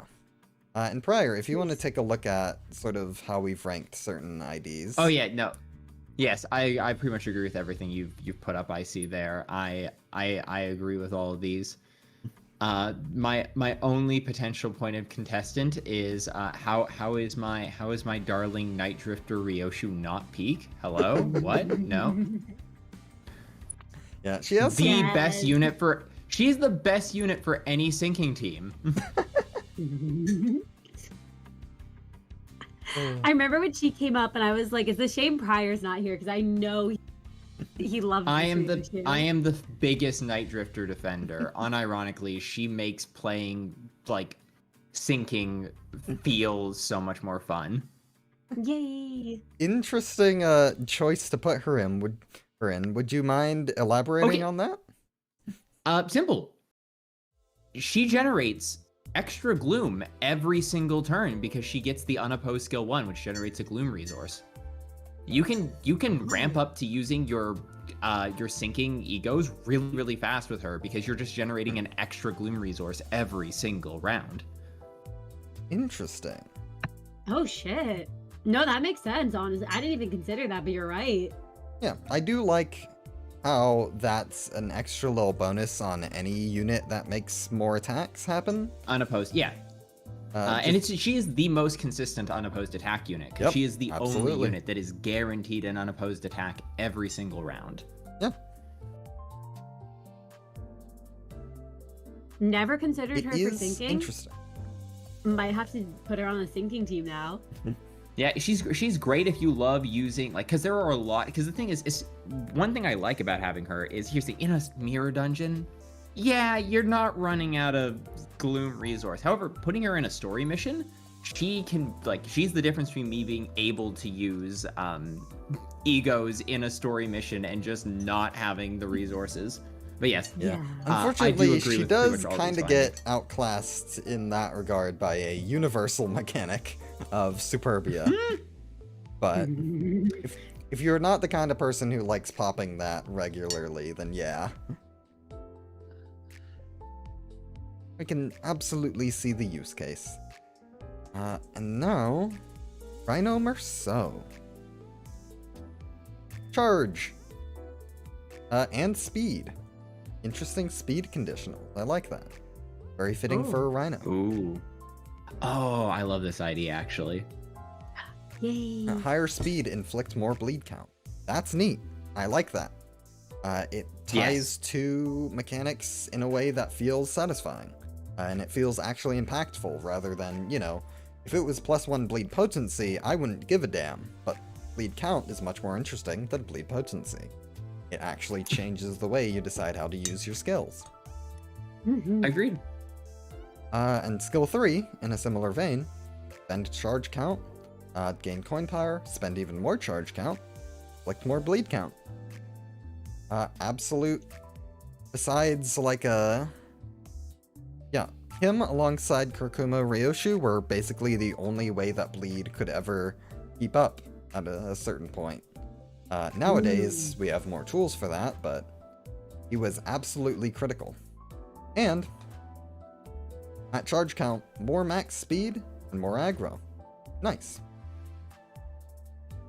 Rhino Salt is so beautifully self-contained. It is a unit all of its own. It fits into a variety of different teams. A variety, technically charge and bleed. But for the longest time before we got Dawn's Canto, and even honestly after we got Dawn's Canto, you ran Rhino Salt because this was the way to keep bleed count on your team. It was basically a necessity if you actually ever wanted to be able to make use of bleed potency units because you needed enough count to maintain them. Yeah. Yep.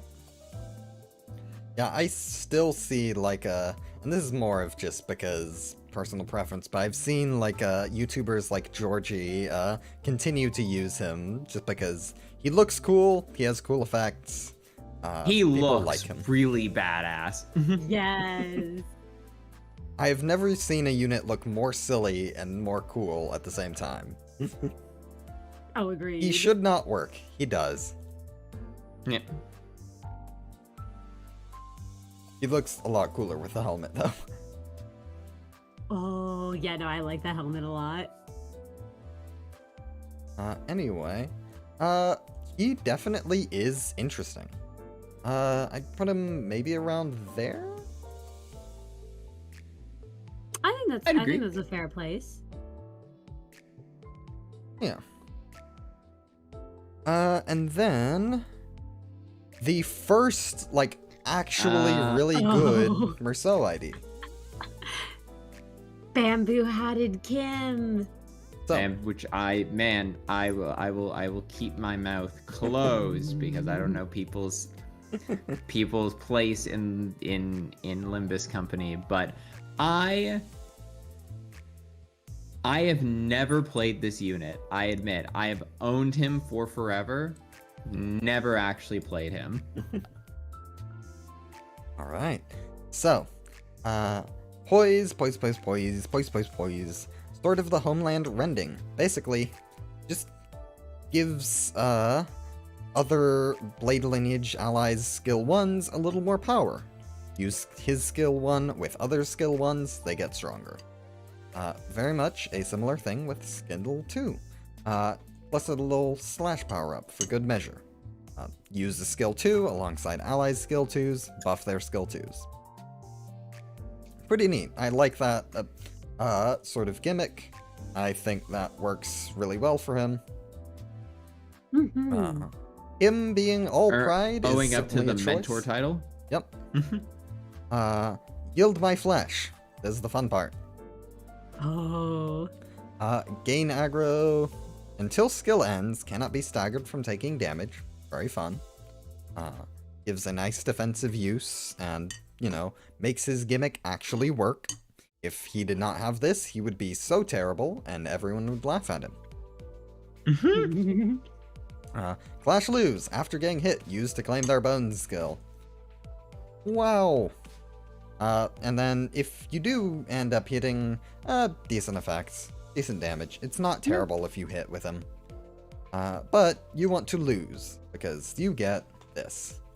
4 coins. Yes. Attack weight based on poise. So you can punish other enemies as well. still continues with this effect, even though you shouldn't be taking damage during the skill? Okay. Critical hit, more damage, more damage, more damage. Wow, and 5 paralyze next turn. Fun. It certainly has effects. When 3 or more blade lineage allies are defeated, gain poise, potency, and count to the point where you do not have to worry about it anymore. Yeah. This is just unnecessary. You do not need more poise, potency, and count than that. More. And Swordplay of the Homeland. More coin power for your skills. And deal more damage on critical hit. On a critical hit. Yep. Ooh.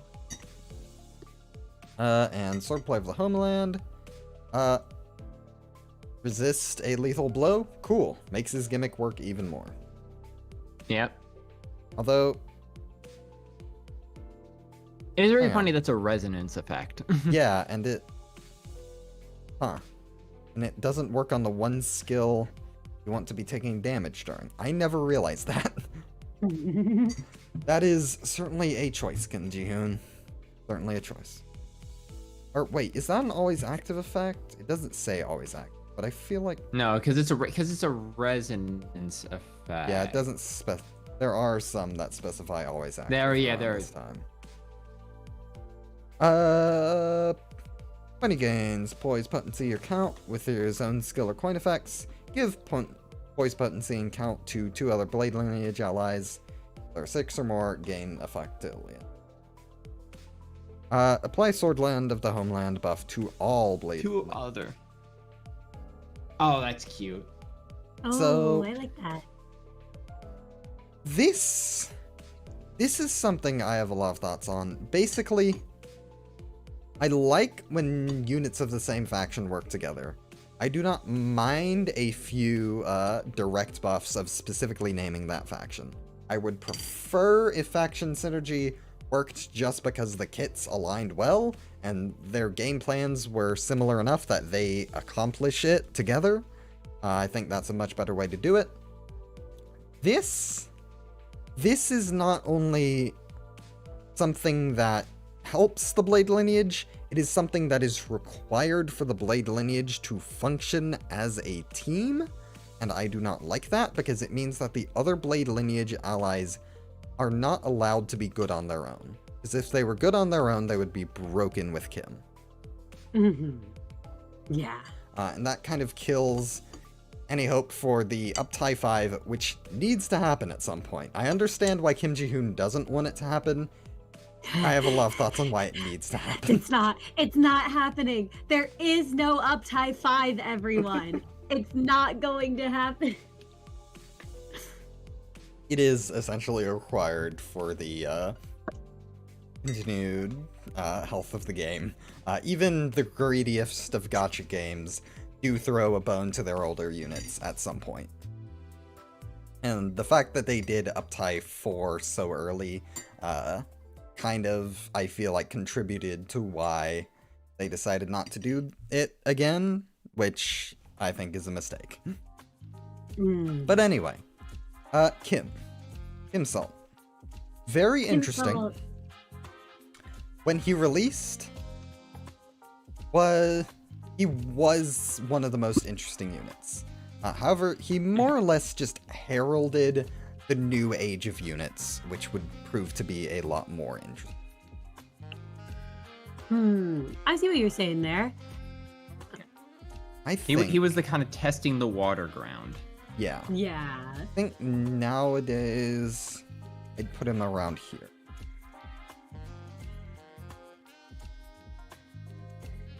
Because I believe he really does do a lot of fun things. He does change the way you play the game. So he is not in any way, like, bad design-wise. He just does not live up to a lot of the new modern ideals. And he very much, he was the first 2-page identity. He he brought in the era of less cleanliness, and cleanliness is a score which we take somewhat seriously.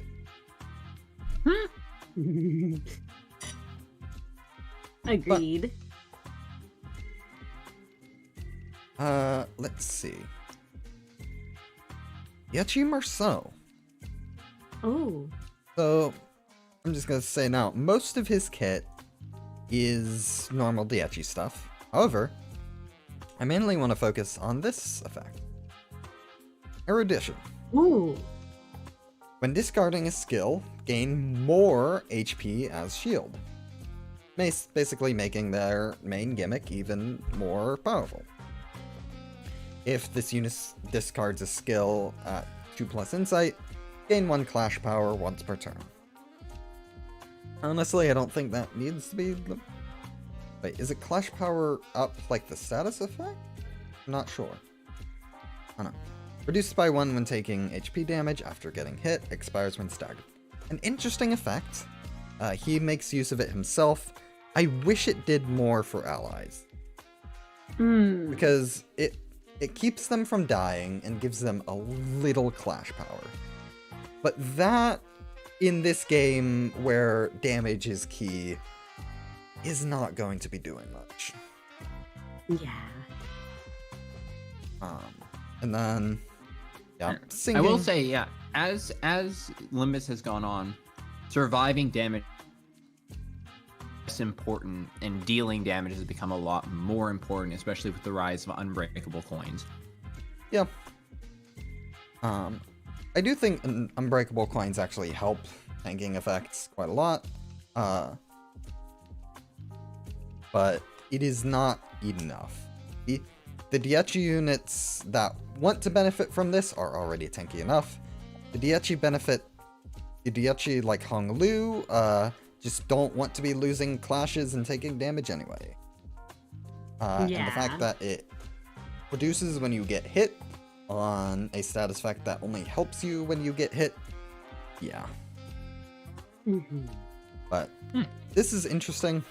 But doesn't, sorry, unless I misunderstood, doesn't Erudition not trigger if you take damage only to your shields? Oh, never mind. Yes, look at that. Still, you are going to be probably taking some HP damage if you're taking You're probably going to shield end up damage. taking damage, but yeah. Yeah, never mind. That point is gone. But, turns Erudition into Insight. Really not necessary to do that. You could just spend Erudition itself, but inflict sinking potency and count randomly equal to Insight. Interesting. I like what he's trying to do. Yeah. I do love some Limbus IDs where you're like, was this lore? Was this mechanic explode? Or could he not get the system to do what he wanted, so he found a workaround? Yeah. Yeah. I can see kind of how he wanted to combine the two, because Insight on its own does matter, so. But overall, it's an odd choice, certainly. But I like what he's trying to do, but for a guy who's trying to be a faction leader, he really does not do too much to help his team. He more so gets helped by his team, and that basically being a requirement to do what other units can do on their own is not good. Yeah, especially, I mean, not to say it would have changed my ranking, but looking at this guy right after Blade Lineage Mentor really shows a night and day of leader design space. So, I'm torn, because I do like some of what he's trying to do, but he just does not do enough of it, nor does it really have much of a payoff. I'm willing to put him in disappointing. Yeah. We gotta assess the IDs for what they are, not what they almost managed to do. Agreed. Yep. So, moving on to Sync West Marceau. Hello, Camille. Very interesting. So, speed difference, as we would expect. 15-3. certainly certainly has always been an attempt at dealing with rupture. Hmm. Boy, am I glad Talisman. Rest in peace, Talisman. Listen, I'm a firm believer. Talisman died for Mao Faust's sin. Yet another thing Faust took from us. Never forget. I do want to see Never more stuff forget. like this, inflicting something based on speed difference. Especially if it was something more impactful and that wasn't limited by 15-3. Yeah. Or speed, rupture, rupture, rupture. I got 7+ speed, inflict rupture count. Hell yeah. I love count conditionals. Rupture and sinking count, especially on conditionals, is something they need to make more use of. I think that's a really important way Agreed. to make rupture count have the option of being consistent without always being consistent, which I guess is kind of doesn't entirely make sense, but you get what I'm getting at. You have a way to get rupture count. You're just not always getting. You need to play the game Yes. to use rupture. And then speed, speed, speed. Damage, damage, damage. We'll get to this in a second. I know it's not the idea we're ranking, but Rhino Salt is actually kind of a perfect example of that, where Rhino Salt makes bleed teams function, but you cannot blind win rate your way through piloting Yes. Rhino Salt. You do have to sit sometimes and think about your next couple turns with him. Yep. Damn. I can't just win rate my way through it. And this, they finally did it. They put it on after attack. Finally! Finally! Oh my We were god, talking we were about going this for the earlier. Ryoshu. Oh, sorry, I cut you Yeah. off there, Jack. Go ahead. You. Good job. We were going for the Ryoshu, and there's so many. She has an on kill, but it's the final coin. So if you use the skill and you manage to kill an enemy with one of the coins before the final coin, you just don't get the benefit of the on kill effect. That's really funny. That's Yeah. really funny. Watch me put It's that on really Stars dark. of the City. I'm gonna fuck over Oh. all your on-kill builds. No, no, you should do that, Jackafang. You should do that. I'm testing out a new Stars of the City update. Hey guys, on kill is now a dice effect. Thanks. Yep. Yeah. And then defense. Speed. all your builds are wrong. Goodbye. Yep. Yeah. Gain haste based on poise. Honestly, a really low requirement for that. Mm. And then this. A very interesting mechanic. I like it. It just changes how you target and makes sure you're targeting the same thing. I don't like that it was reused for Sync Dawn. He should have had something Yeah. more interesting, but... And then heal SP if you broke apart. Cool. And So- also, the most important thing, confirm to us that the internet is real in Project Moon Universe, which, Yeah. for the sake of trying to world build Project Moon, was a godsend to know. Yep. I will put him probably around here. He's similar to Index Faust, in that he does change how you target and stuff, but he is not, like, hugely impactful. He deals damage. He was my experience with him is he was never my favorite rupture unit, but he dutifully sat there as like deployment order number 9. And if I was ever in a fight where he had to come out, you know what? I wasn't doing too good anyway, but I appreciate him trying his best. Yep. Same. Hang on. Zulit, that can't be true, is it? Oh, wait, like I what? don't- what That'd be what's the really thing? funny if true. Wait. What's Zulit says happening? What's that happening? the on-kill effect only goes off if the final coin goes through due to a glitch. Wait, I really No hope way. that's not true. no way. No way they fixed Oh, it and no. broke it at the same time. Oh my gosh. Oh. Anyway. Oh. It is. One of the Oh, games no. of all time. Okay. So. I Can was we asked. can we put Oh, yep. Go ahead. Can we put Caposalt in peak because Kim Jae-hoon left his image on the screen for 10 minutes when he went to go to the bathroom? Sure, let's go ahead and do that. Wonderful. Yeah, there we go. Only Immediately.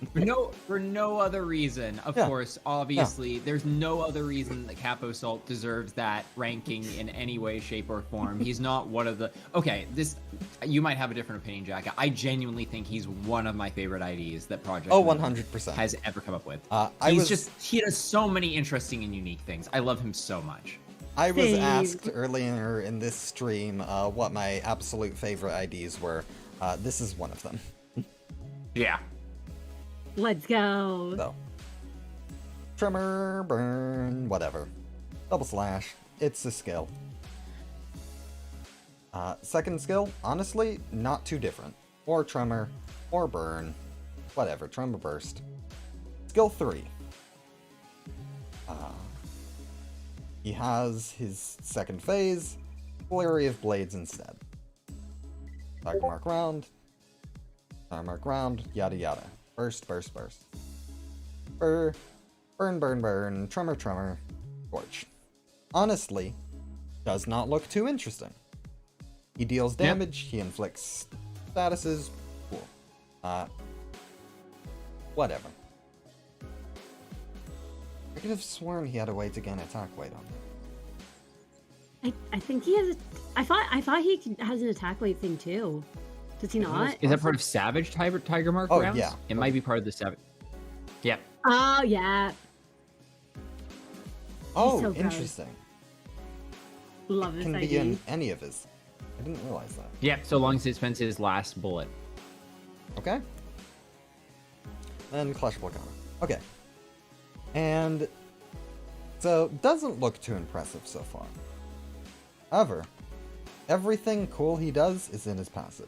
And honestly, Yeah. a lot shorter than I remembered it even being. Oh yeah. Begin encounters with Tiger Mark round.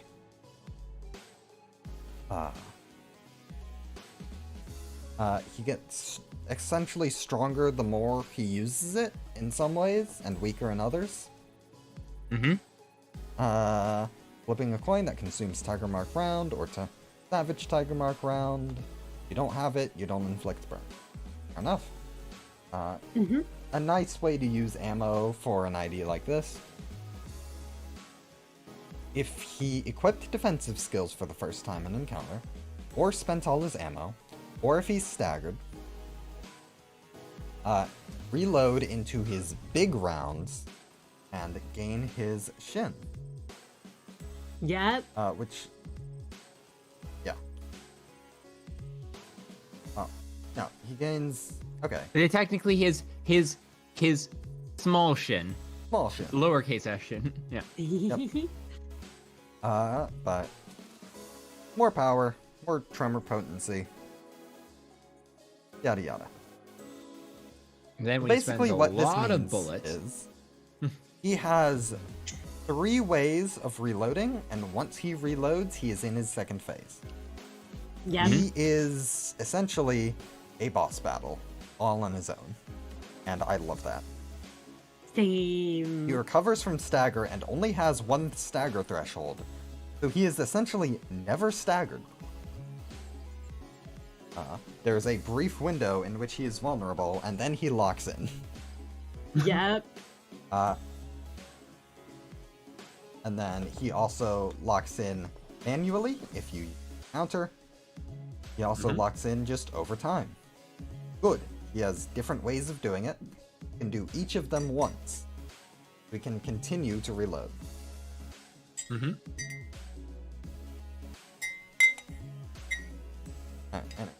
Alright, so, and with Savage Tiger Mark round, oh. Could have sworn this had an effect that said, oh, okay, so it's in this passive. Okay, and apparently he gains overheat. Yes. Yep. This turns him weak, but not fully weak. It's a weird sort of thing. Prior, do you want to take over this one? Oh, I can certainly try. I can. Let me pull up the idea on my side.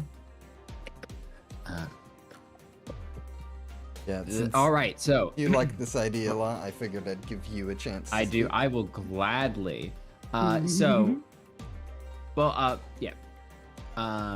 When he hits overheat, now this is very interesting. He gets faster, which is important because how you use him is probably going to change significantly. Now, assuming that you played him the slow and gritty way, where he spends all of his ammunition to get down here, which he obviously does, you get, let's see, he has 12 tiger marks, 8, so he can lose up to 10 clash power on every single base attack skill, which is, not great. Minus 10 clash power is normally not considered a positive event. However, depending on how long the fight has been going on,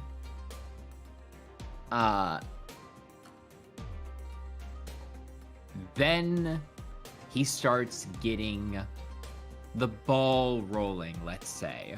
Because at 8+ rounds, he's getting extra protection for every missing 10% of HP on self. So, first off, very, very, very easy to be starting turns with 5 protection flat. At 14 rounds, even when he's losing clashes, which he probably is with his minus 10 clash power, he's doing up to 150% extra damage on his unbreakable coins. So those unbreakable coins are starting to hit a little heavier. And if for some godforsaken reason the combat goes 20+ rounds, he's getting a cumulative 50% additional damage as long as he's at 50% or less HP. So it is very, very easy for his his unbreakables to start doing 150 damage or 200% damage on a clash lose. Mind you though, if you're in a battle where things are going 20 rounds and he's not like your only unit left, you can take advantage of that effect to make use of the fact that he can slide under in unopposed attacks, but with his extra min and max speed, he basically becomes a clasher that you don't care much if he's losing his clashes because he's tanky like a brick house and is dealing sizable damage on the crackback even back then. Yeah. Yeah. This is perhaps one of the more creative ways I've seen it. I would consider Overheat Marisol basically like a phase 3. Ooh. Like, Yes. flat out. Because once you get there, you play this character completely differently up to 3 times in a single battle. Yes. Yeah. And getting into Overheat with, like, Thumb Salt feels like your suddenly back is against the wall.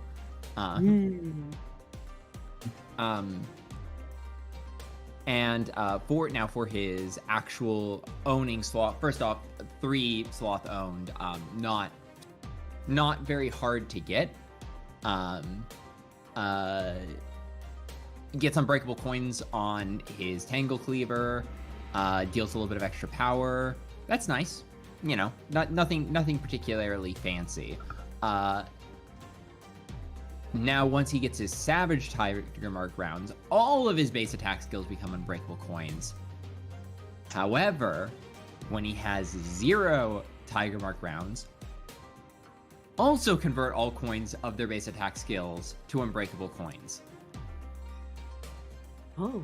So, remember how earlier we were going over the fact that unbreakable coins deal more damage? Well, this is how you really take advantage of that, because when you're out of ammo and going into overheat mode, congratulations, every Thumb Salt skill is an unbreakable coin skill. There is no missing. The goat never misses. That's disgusting. Yeah. Anyway, and then I guess he has the support passive. Yeah. Theoretical. So, absolutely deserving his spot right here. Oh, for sure. Yeah. So creative, so interesting. Let's go back to really this. hope we get more IDs that are like it. Yeah. Combat flow, absolute 10 out of 10. Has multiple phases, absolutely changes the way you play the game, but you can also just press win rate and win. Yeah. It does not get in the way, but rather it provides you options. Yeah. Niche, definitely his weakest point, I would feel. But Even definitely, then. yeah. I mean, he has a niche in his last phase, but you have to get there. Otherwise, he's mostly just a damage dealer. Though, I have said before, Tremor Scorch would be a fantastic fucking mechanic if it weren't for reverb. That's true. That's true. Yeah. I would say on the coach of having a niche, though, I would argue that he occupies, even in his early phase. Like, here's the, because you can actually get him to his Shin state. I mean, like I said, I have had fights where I know I'm having. Here's how do I say this? Yeah, that's the way of saying it. Having only a single stagger bar and immediately unstaggering completely changes how I'm targeting clashes I know I'm not going to win. And he does that from turn 1, basically. I would say that he has perhaps one of the more interesting niches of he is the ID that you can always count on to make the sacrifice play for the rest of your team members. Yeah. And you can do that from turn 1 of the game, which I don't think there's any other ID I can think of that I'm that willing to say, well, if someone's going to take a clash they're going to lose, I'm not too upset about it. Yeah. And then team building, also a little weak, though he does have a fantastic synergy with Claire? the boy. Yep. Yeah. Yep. Well, we're going to be getting more FUM IDs, trust. Yep, that too. Trust. So him just having ammo definitely does change the way you team build, and probably will do so more in the future as we get more ammo. Yeah. You know, he kind of has, I don't want to say the Mao Faust effect, because that has a lot of issues, but it is nice that he can fit as seamlessly into Burn and Tremor. He's nice for, I would consider him a nice discount unit, because I can say I have multiple teams with just one ID. Yep. And then fulfillment. This Capo Merceau fulfills the fantasy of Li Hang better than nerfed Li Hang does. Yeah, honestly. Yep. Yeah. He is more Li Hang than the new Li Hang. Li Hang was shot behind an alley and has been replaced with an imposter. Only Marisol survives. Yeah. And then cleanliness. Honestly pretty decent. Definitely a little bit of status bloat. I do not feel like he really needed two of these. I feel like there should have been some better way to do that, but other than that, there's not much I would like pare down. Yeah. So, he absolutely stays there. And you. I've not played around too much with him, but he does have some neat stuff. Blood Feast. I think he's also our only long-haired Marisol ID. Maybe. Oh yeah, no, I think you're actually right. Yeah, he's very pretty.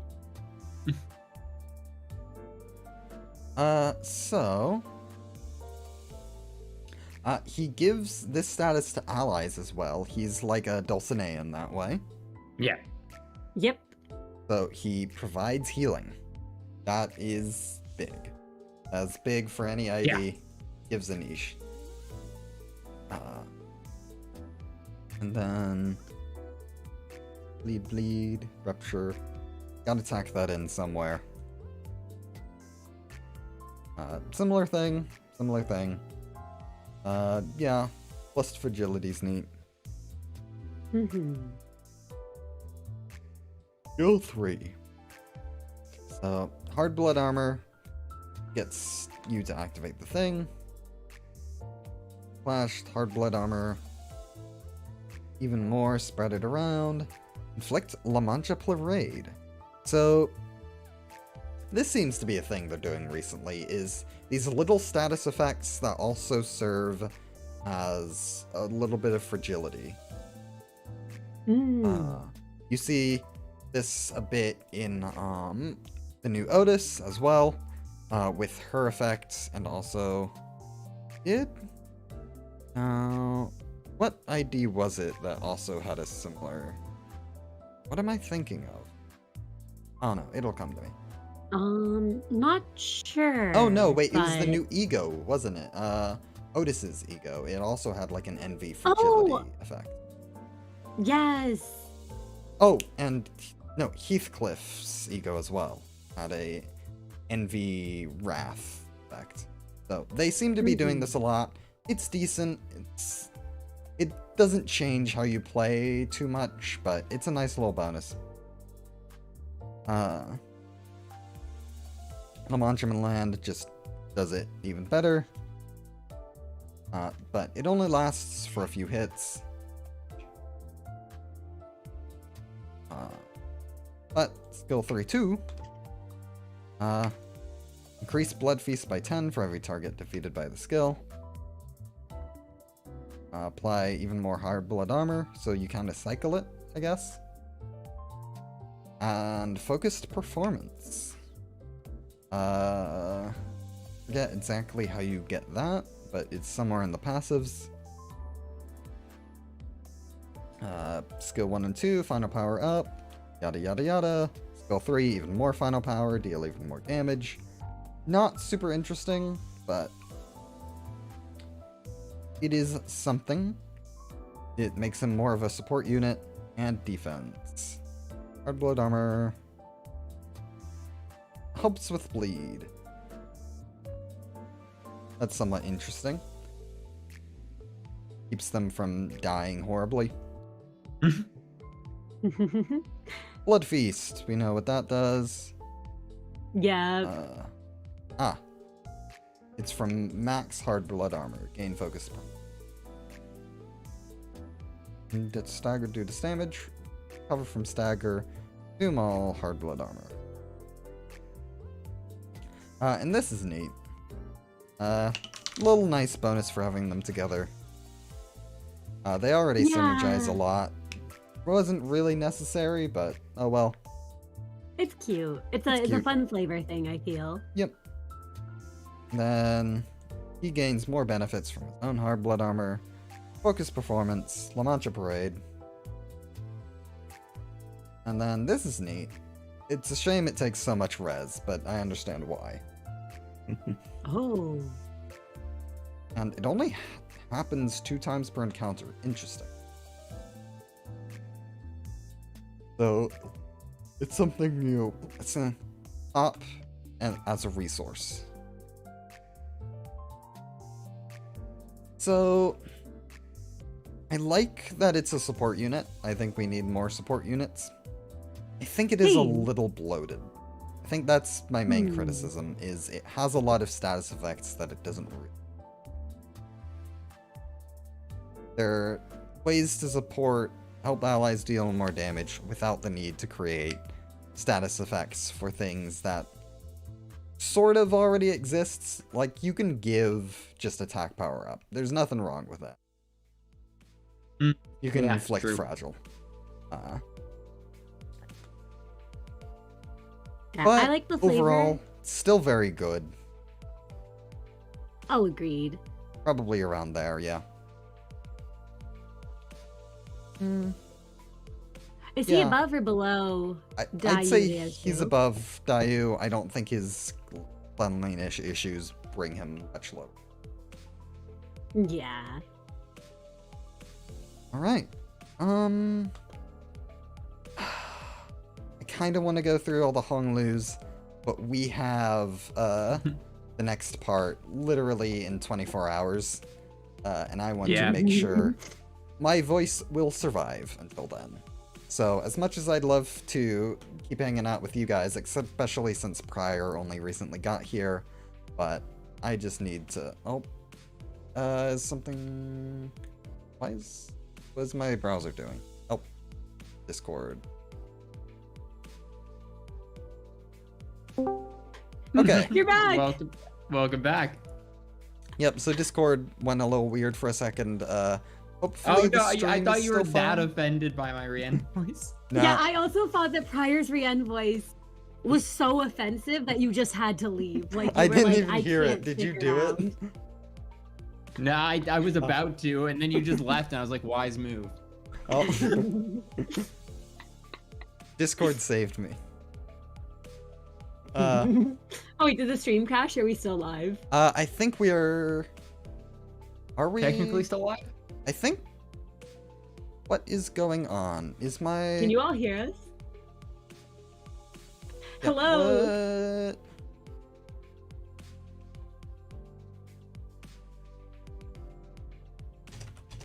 Are we there? Oh, Okay, we're still we live. are still No, live. yeah, Okay. no, we're still. Cool. I figured that was the case because it looked like everything was fine. But I wanted to make sure. So, yeah. I think I don't want to go through more Honglu IDs, Yeah. just because if we do one, we're gonna have to do all of them, I feel. Yep. But Oh yeah. I am not quite so, taken out that I cannot yap for a few minutes about, Canto 9. Hell yeah. Oh, I'm so down. So, I have, I've watched some of your reactions, mostly to the beginning and end. I still need to catch up on the middle, if I want to... The middle. Oh, The middle. but, yeah, from what I've heard, you guys are generally enjoying it. I believe you are a bit, disappointed by some of the way Ryoshu has been, sort of lacking, which is, entirely understandable, but would you like to elaborate more on that? I can elaborate on my feelings unless, Cinna, you have a desperate urge to go first. No, go for it, and then I can go after you. I will say, sitting with the Canto for a little bit did help me figure it out and how I feel about it. I think the biggest thing for me was Canto 8 felt like it was specifically engineered for me and my interests.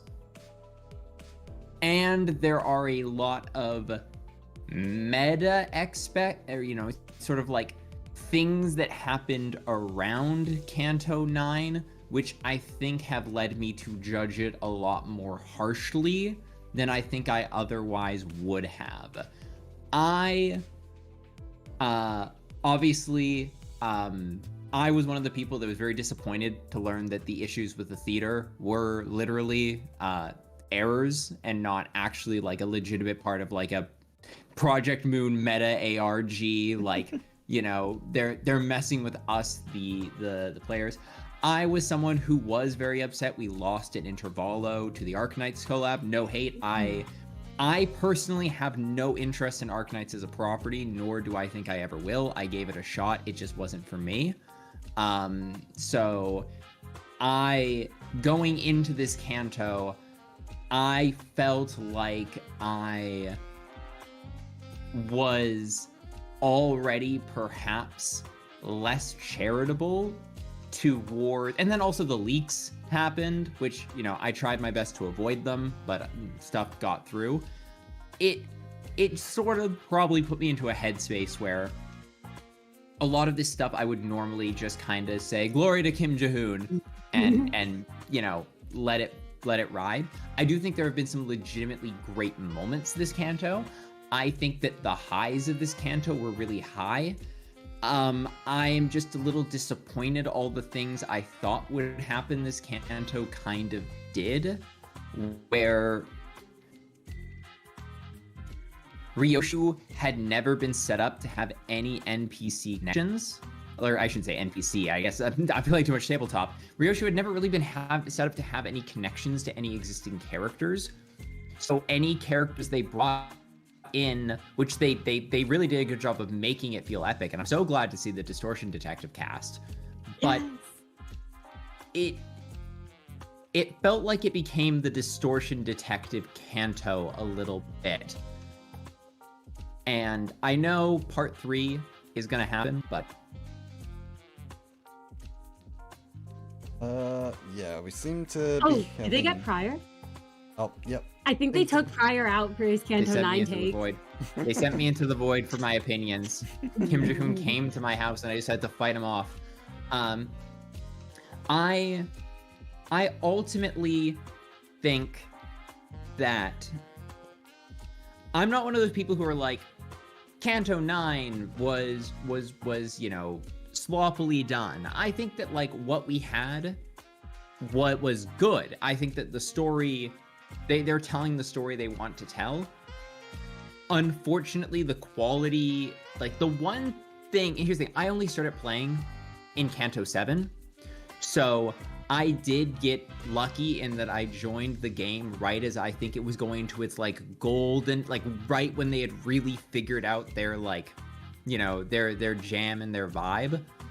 And this, just all the things that happened around Canto 9, I think, soured me slightly. So I'm willing to give part 3 an honest chance.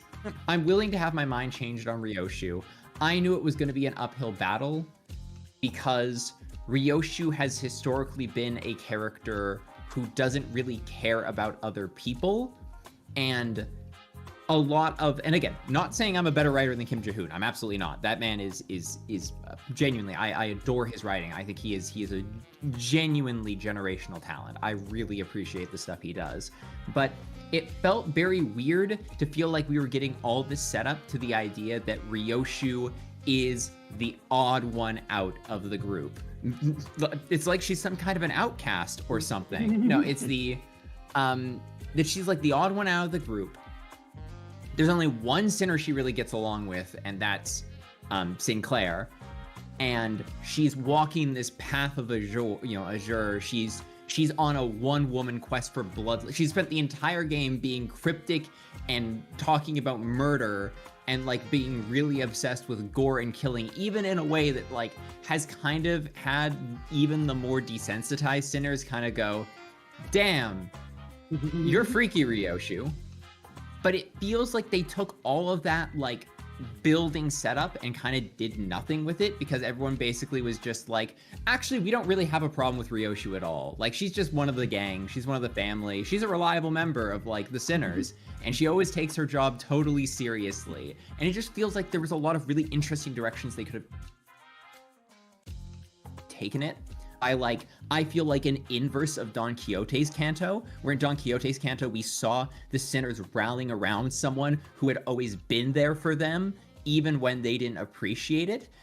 And I felt that this was the perfect chance to give the mirror of that, where all the sinners are kind of don't care about Ryoshu and are more concerned about, like, the situation and all the people they care about that are being affected by Ryoshu's Canto, while her own personal quest is making everything worse for everyone around her. And I get why they maybe didn't go that direction, because I also don't know how they would possibly tie that back together and restore the status quo for the next Canto. But I just feel maybe I had a different version of this Canto already in my head, and my thoughts on the Canto were tainted by the fact that it didn't live up to an impossible expectation. So yeah, sorry, I yapped for a little bit there, but that's kind of my Canto 9 thoughts. Yeah. No, I honestly, I feel very similarly to you do. I will say, I'm so glad they gave Hohenheim his own. He's my favorite Limbus Company character. So I was really, really happy that Kim Ji-hoon decided Canto 9 would go instead of, you know, any of the sin. No, I've Marisol's genuinely... Canto is canceled. It's Pilot's Canto now. Let's fucking go. It's W. Ricardo's Canto. Trust. Canto 10, Ricardo's Canto. I'm manifesting it now. Sorry, Marisol fans. But no, I I really enjoyed Canto 9. I love Distortion Detective. I will say, I don't know how it has to be for people who haven't read Distortion Detective. Oh, As a Distortion Detective fan, I love Canto 9. As somebody who hasn't read Distortion Detective, I don't know if they'd be the biggest Canto 9 fan. I think that they've done really well with Hohenheim. I was hoping he'd show back up after the bonus check. I really like him. I really like Martin. I really like Alyssa. I think that has been so fun. When Matthias mentioned Ricardo, I cheered. I jumped up and down. I also really like a lot of the apprentices. I think they have cool designs. I keep seeing the Ring Girl everywhere on Twitter. And I especially really like Kira's characterization design. I don't dislike Ryoshu as a character. I think she's interesting. I think my biggest gripe with Canto 9 is I feel that she's been the least interesting part of Canto 9. Like, I've really liked Hohenheim and the LCE team. I've really liked the Distortion Detective crew. Vespa showing up as a color, hype as fucking shit. I really liked the interaction with the weed gang. Like, Marisol and Yiseng had one of the funniest fucking lines in the entire Canto, where we learned that Yiseng apparently smoked with the rest of the League of Nine once, and they all made fun of him. And that, like, Marisol also has had some really good characterization. I just personally feel Ryoshu's has been lacking a little. And again, I like Ryoshu. I really like what they're doing. Like, I really like the concept of her as someone all of the five fingers are connected to. And I feel disappointed because of the fact I was really excited to see her connection to the nurse fodders. And I feel like of all the nurse fodders, she's only interacted with 3 of the 5. Valencia and her had a very limited interaction. Rian and her also had a very limited interaction, but I think they have the most interesting one. And then the Pinky nurse fodder kind of just hasn't said much to her, I feel. So that's just kind of my thoughts. However, I will say Canto 9 has some of the best fights. The Albina and Ren fight, one of my favorite fights in all of them. oh yeah. Yeah. Yeah, I think... Oh, but Cinna. Yes, yes. If Canto 9 is so good, why is there not Shock Centipede 2? Can someone please tell me why the fuck they named that node Shock Centipede 2? Can someone, no Shock Centipede. No Shock Centipede. Not even a good name.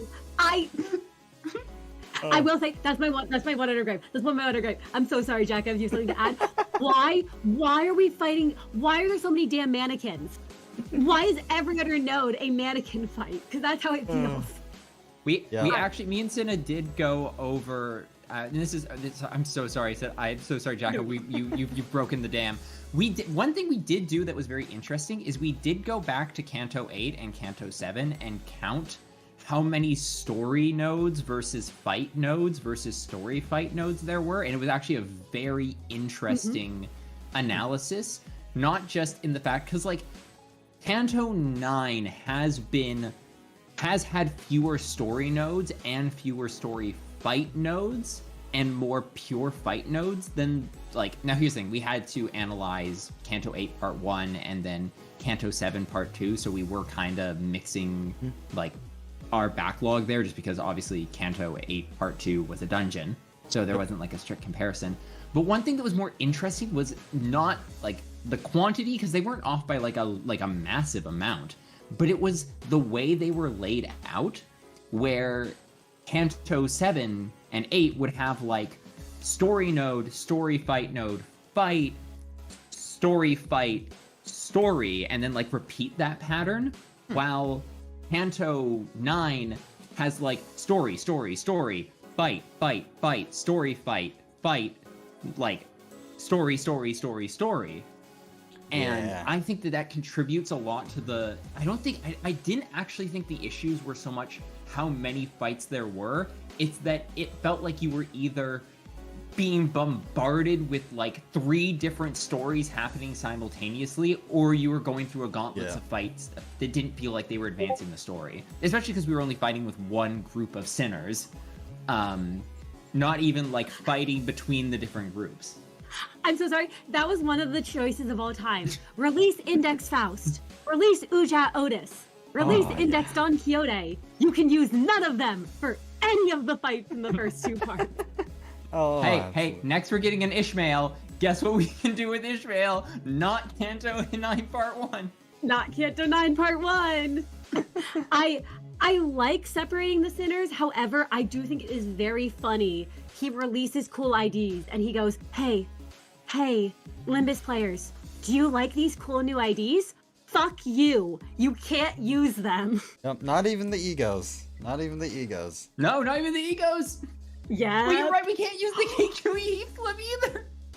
Oh my god. Wait, no, you're right. Yeah, that was certainly a choice. Yeah.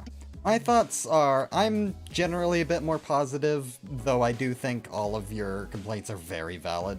It's just a matter of, do the highs make up for it? And kinda yes.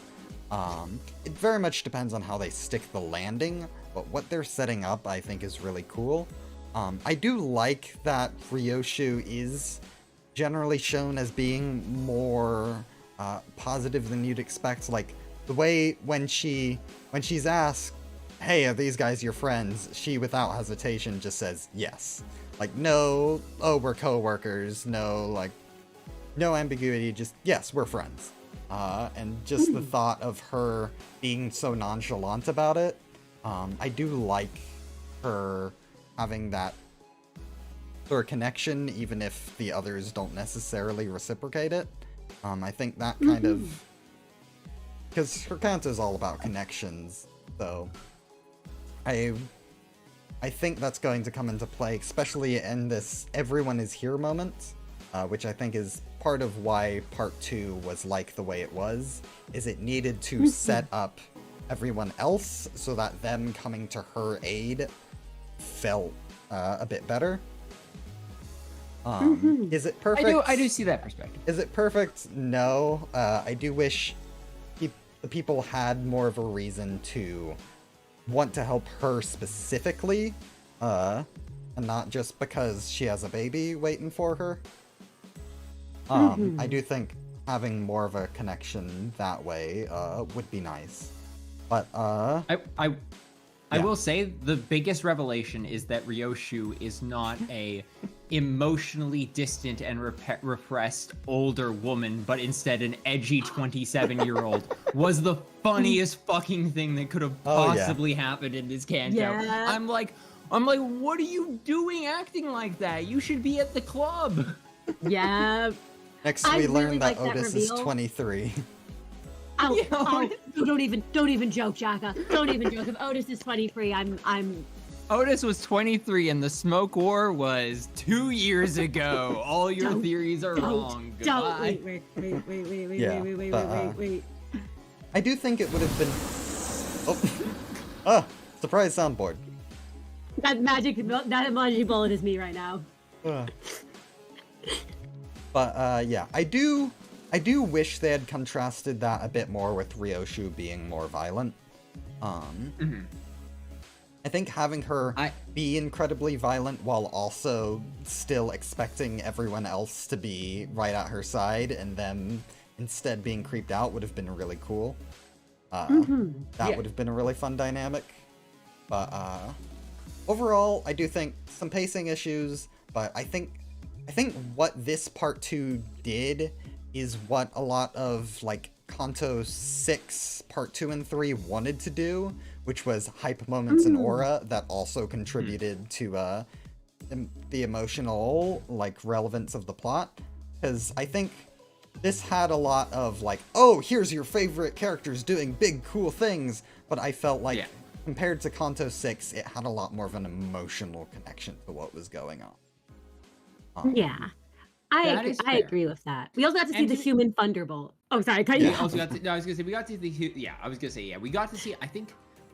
I will say this. I think the thing is, like I will say on the topic of hype moments and aura, I think it does top every other Canto before in like the quality of their hype moments and aura. Like I am not. I don't think anything is ever going to beat the first time Virgilius beat the fraud allegation. Oh, Just yeah. because it was so unexpected that it was like a high. I will say though, this Canto really threw a lot at me I wasn't expecting. Yeah, I will. Honestly, I will say the misses of this Canto weren't very big, and I honestly feel like reflecting on it, I do genuinely think it was very funny if this was intentional that Kim Ji-hoon did all this secrecy about the Index Don Quixote, and like the fact that everyone's like, well, we all knew who the ID was going to be based on the second we played Canto 9 Part 2. So I didn't get all the secrecy, but I do appreciate if it was literally just so that we all thought Kim Ji-hoon spilled all of his secrets just so what happens in that fight is like, because it genuinely caught me off guard. I was like, okay, wow, oh, the big twist is she has the Don Quixote ID mechanics, like, oh, that's so surprising. Holy shit! Yep. No, I did really like that. I did really like that, especially like Vespa showing up. Oh my god. No, I will also say that who taught Kim Ji-hoon how to move sprites around? He got a new tool and he's got to use it. Yeah. Multiple times Heathcliff was running around the screen or like moving people around and like slowly shuffling. I really liked that. I actually think that the way they did the Don Quixote ID enhanced Sora's character rather than take away from it, because she was so incredibly suspicious right off the bat. And Yeah, I don't think there's a way they could have done her that wouldn't have had immediately made me go like, I wonder if these two characters, which is going to be plot relevant. Yeah. So hyping her up beforehand, I think, really helped. Yeah. And also, just the way Sora handles ego, I feel like she exists specifically to, like, clear some things up about ego and who can manifest ego, and same with, like, Shin and Mang, of, like, these powers do not have to be held by super composed badasses who are completely sure of themselves. It's more of the idea of you have such a strong sense of self, even if that sense of self is just the fact that you want something else to guide you, if that makes sense. Like, I feel like her ego is The her... will to overcome your sin, which is actually not related to your necessarily not even related to your personality. It's related to your resolve, which you could be a nervous wreck but have a completely assured worldview and sense of morality, even if the morality is twisted. Oh, same. No, I agree 100% with what you both said. The only thing I'm contesting is we've been knowing that you don't need to be a super badass to have ego, because one of my favorite pathetic fail boys, Dong Grang, got ego back in Canto 4, and I would not call Dong Grang a super badass. Hey, farm watch Star of the City level, okay? Yeah. I do. Yeah. Wow, my cow didn't love me. I'm gonna kill a twink about it. I'm gonna kill my ex-boyfriend because my cat doesn't love me. Yeah, honestly, I feel like Dongrang is also kind of serving that purpose of saying, like, yeah, ego isn't necessarily a good thing. You can get ego by just saying, yeah, I think it's okay for me to be an asshole. I think it's okay for me to be evil.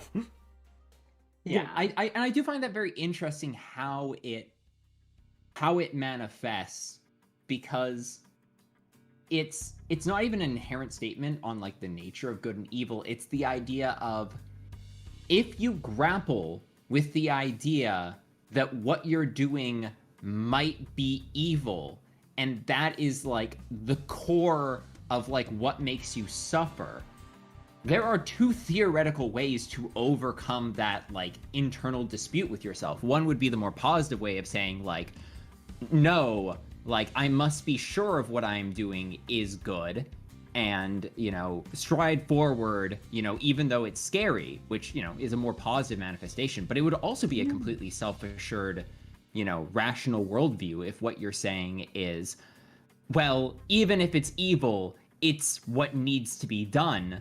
I will not blink in the face of those who would challenge me. I'll crush them under my boot. Both, I would argue, would be ways to overcome Carmen and get ego, because neither is giving into yourself, which is saying, well, I'm just gonna, it's comfortable to not think about it. I'm not a bad person. I'm doing my best, which is, I feel, the path to distortion. Agreed. Also, okay, I will say one thing about Canto 9. This isn't a bad thing. It's not necessarily a good or a bad thing. I will say I'm really sad that the Ujat kind of did get the fan fiction effect. Yeah. Which, that was one thing I was really worried of when they were first introduced, because I don't have a problem with like warfing characters. I think that like it's a great way to like demonstrate a relative threat. If you don't do it too frequently, taking a powerful character and like showing a more competent threat has arisen is a great way to immediately set the stakes. But unfortunately, because most people who play Limbus have not finished Library of Runa, nor have they read Distortion Detective, I feel it didn't make the Index Nurse Father look cool. It made the Ujat look like jokes. Yeah. And the problem is because have you guys seen the Otis Uptie story? Not yet, actually. Yeah. I Not do yet. still need Okay. to see that one. I will say, Kim Ji-hoon then incredibly shot himself in the foot. I will not spoil what happens in the Otis Uptie story, but the problem is if you don't know the Ujat, and you watch the Uptie story, and then you play the game, it looks like everyone involved is a fraud. It like Kim Ji-hoon managed to perfectly thread the needle where if you don't understand how big a deal it is to be able to gun down the Ujat that fast, you walk away going like, damn. Yep. No, I agree. And I mean, there are a lot of in-universe reasons why it happened the way it did, but that does not make it a good writing decision. And I feel like when I see criticism of what happened, everyone's defending it with in-universe reasons and not the writing decision. Which I feel I think... Yeah, I agree wholeheartedly. It could have worked. I agree. Actually agree with Green Moss is saying in chat. Yeah, I feel we just need it. Like, I get you have a limited amount of time. You have a limited amount of budget. Everything is like design decision. Personally, I don't think we needed to see, as much as cool as it was, I don't think we would need to see Mattias kill the clam. No, we I would did. have No, much no, rather no. Prior, I'm gonna argue there. That was crucial. That was crucial for needed you, Pearl. because you have particular trauma and wanted to see that fucking clam die. Yes. I feel it would have been better to give a scene to the Ujat when they first arrived, to show them like being competent before it looked like they fell into the trap. And I get the whole idea was that they immediately fell into the trap, and I totally understand that, but it relies on you. It relies on, in my opinion, the ultimate sin, which is assuming you have gone beyond the material presented in the game to understand the context of what has just happened. Yes, I agree 100%. It's part of the reason I have mixed feelings on this.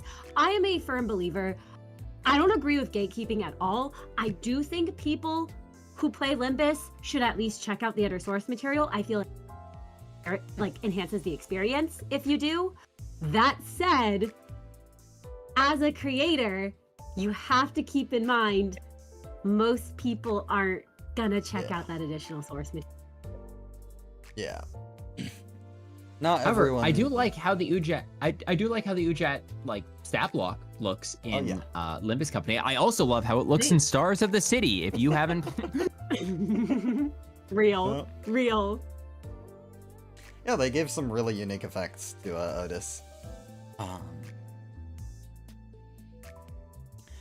You say someone says the context was that they fell into the trap. They don't really get the problem. The problem is not what happened. The problem is how it was presented. Yeah. Yes. like, I understand narrative. Like I understand in the narrative that was presented to us, the Ujat were doomed from step one. Like it was even said like.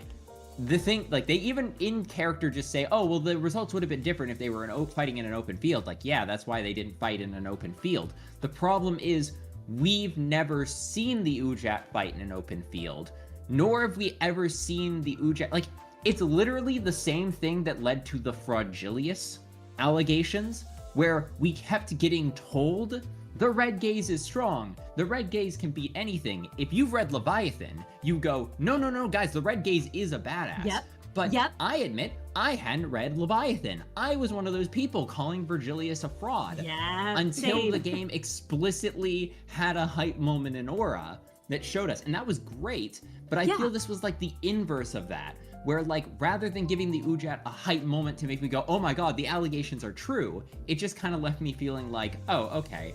Like, I guess the Ujat kind of suck. And here, we have an Ujat with us in part 3, so I'm sure Kim Jae-hoon will rectify that and Jamila gets off screen. Winning. Jamila gets off screen. It'd be the funniest possible thing that could happen, though. Yeah. What his ass, Jamila? Wait, I can something the nurse spotted. Yeah, I do think we're talking Jamila's spoilers, so gonna I can survive. say. I can't wait for Bamboo Hatted Kim to off-screen all the Ujat in a fight. He corrodes again. Please. Oh, that's great. No, but I actually have theories for what Jamila's plot relevance will be. I think she might be important in the first Intervallo, if my ideas are correct. You know what? I would love to see an Ujat focused Intervallo after this. That would be really fun. I think what the Intervallo is going to be about is going to be trying to take in the apprentices after their parents are dead, and I think Jamila will be the one person who really doesn't want that to happen because she still holds a grudge. Because I think Moses and Ezra, you know, they're not ones to talk about redeeming awful people. They were in the Ujat. You know, the sinners, you know, they would not be super happy, but they would understand, like, these are kids. They're, you know, fucked up. And Hohenheim just would not hold a grudge because he has too much self-loathing. But I think that will be our first Intervallo. And then... Anyway, that's getting off topic. No, I'm excited. Sorry, I didn't mean to cut you off there. I was saying I'm very excited if that is. I can't wait for part 3 and Hohenheim's gonna summon a. We got the lamp ego. We're getting Apocalypse. Right? No, they're not actually living. I just realized. Remember how Hohenheim was wearing the wrong outfit in one of those CGs? And I was like, how could that happen? He doesn't have any alternative outfits that looked like that. He then got an alternative outfit that looks exactly like the fucked up CG. Wait, you're right. That's why. Oh my god, remember when we were like, it looks like they didn't color Hohenheim correctly from the back. Yeah, apparently they did fix it. I'm looking at the wiki right now. Yeah, of course, yeah. But I bet you they used the color from the other ego suit. Yeah, actually that would make sense. Yeah, that's the other thing. I don't want to harp on it because it kind of is what it is. The QA issues this Canto have been Like, I would rather them lose QA than lose, like, story and stuff, but still, yeah, QA can be fixed later. It's not the end of the world, but... It's 100%. Kim Ji-hoon said he wanted it out by the end of the year, and they sacrificed QA time for it, 100%. But I don't know. I think I agree. If my choice is QA or story, obviously I'd like them to keep story. But I admit it was a bit of a it's been a bit rough. And to be fair, though, that's also because, again, I was a Rochambeau theory truther. I was proven wrong. I was the one who was mocked, and I can't blame anyone else for that. I am as bad. I was taken immediately back to my Sherlock days, being like, no, guys, there's a secret good episode. I can prove. No. Limbus fans are the new Stranger Things fans. Crashing the Limbus app because we're all waiting for the new Canto 9 part to drop. But I think I want to end this pretty soon. Yes. But before I do, oh yeah, of course. What are your thoughts on what's going to happen to Ryoshu's daughter? Ryoshu's daughter is the Pinky nurse father. Yeah. Yep. I think she's the Pinky nurse father too. Yep, that seems to be the prevailing theory. What do you think is going on there? I think that so my take on the matter is that Ryoshu, here's the thing. I can see it going two ways. Either one, Ryoshu was actually a much worse mother than she remembers being because her memory is all torn up.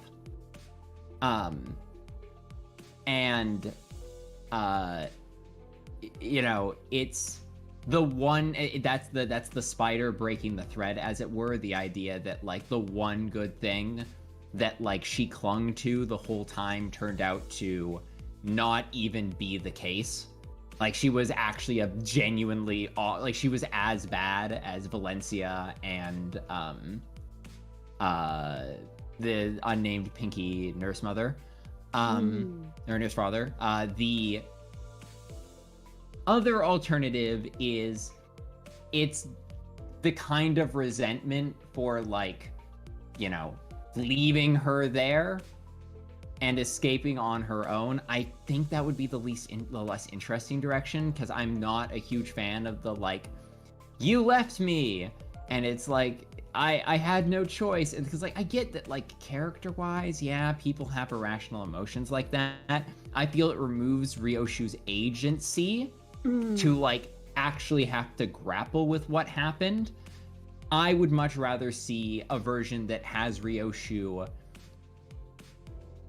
speaking to a daughter who remembers all the context that Ryoshu has forgotten, and that context completely recontextualizes the person Ryoshu thought she was.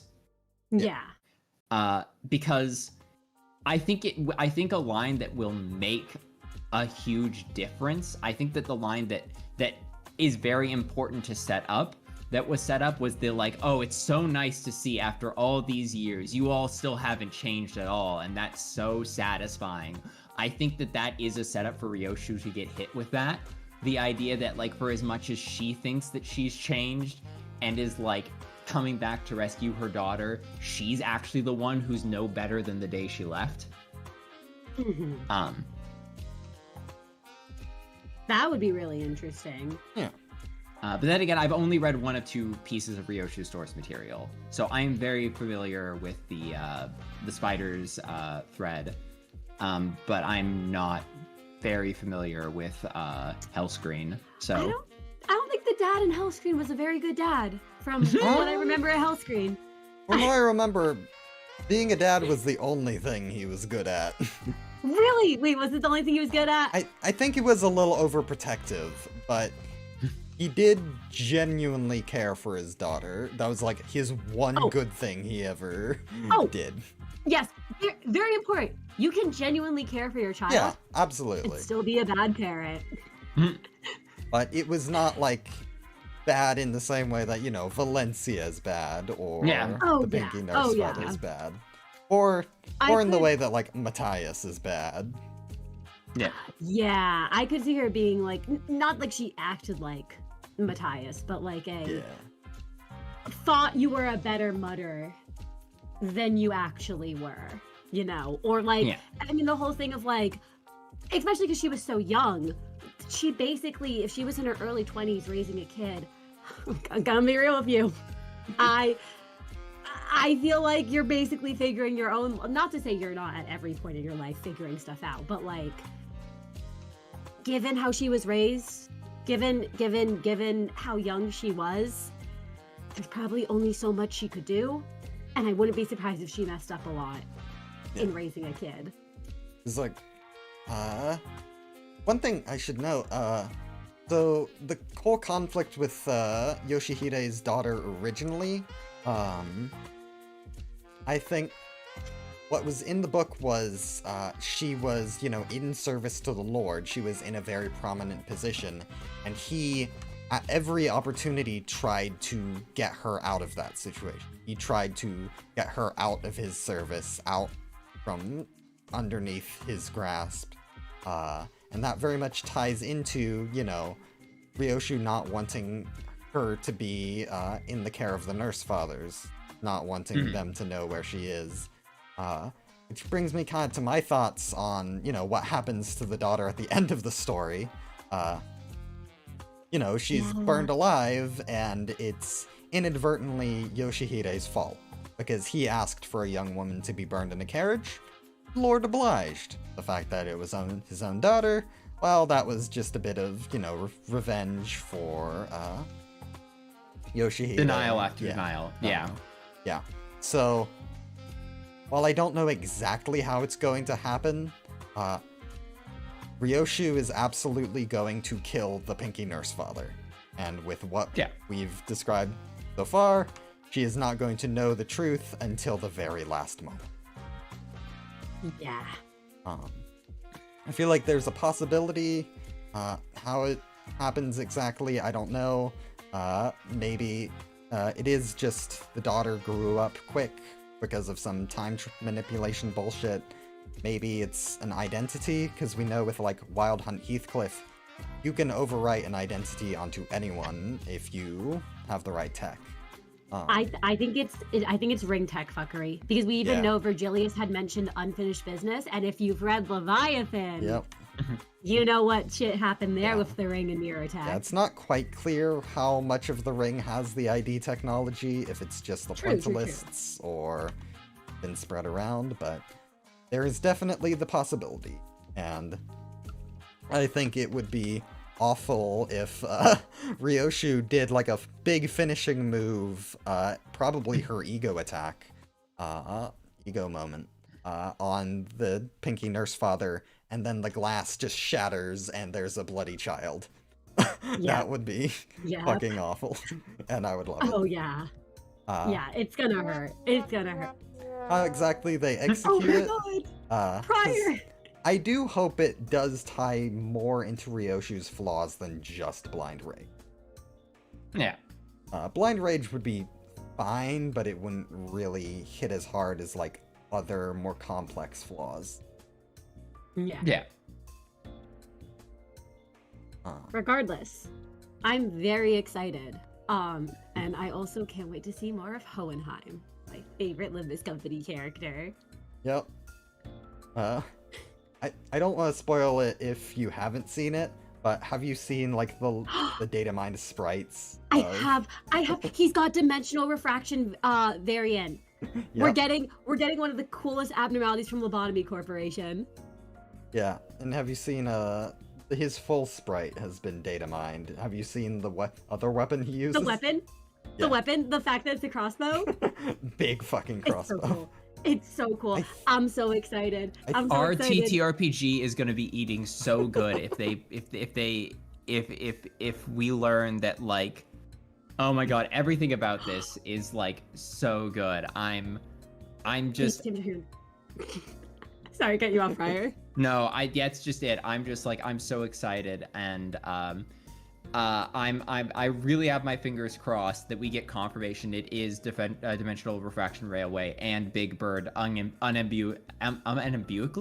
unambiguously, because if we get that confirmation, that like proves a lot of my theories correct, and I will be wahoo, and I'll jump up and I'll click my heels and I'll say it's actually the best Canto ever. Yeah. I was there with your discussion on what you think, and basically, I'm more on the side that abnormalities are unique and just sort of go in and out of whatever weird mind dimension they're from. But I can absolutely see, like, there is some evidence for that not being the case, and there can be multiple copies of one. But personally, I think it's more interesting if they're unique.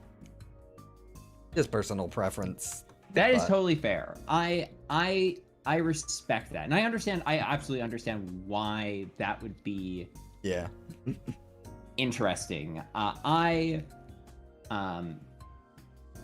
Listen, it could be bird of unusual size. All right, we won't know. We won't know until we see. Yeah. It's also just, I do not trust a lot of the lore in LobCorp, both because there is some intentional ambiguity there, and also just a lot of retcons. Like, Kim Ji-hoon thinks ahead a lot of the time, but not all of the time. That is totally fair. There are... pretty much everything about the Red Mist does sometimes feel like he was just making that shit up as he went along. Yes, also, we know there's multiple Durfacious because of Yuri. Well, at the very least, we know that their Durfacious appeared in Yuri's facility, which, according, Jacket is correct. It could be some dimensional fuckery. I'm a firm believer in my own theories. We will see if it gets proven or disproven. I think that I admit originally I was an every abnormality is unique truther, because I was a huge fan of the idea that, like, the LobCorp stories were based on truth. I admit my love of that theory was broken when they had when Faust is literally like, no, the abnormality stories are all made up and you're stupid for believing in them, and I'm like, okay, Faust, I feel like a lot of the abnormality stories just cannot be real from what we know, like Soda, for instance.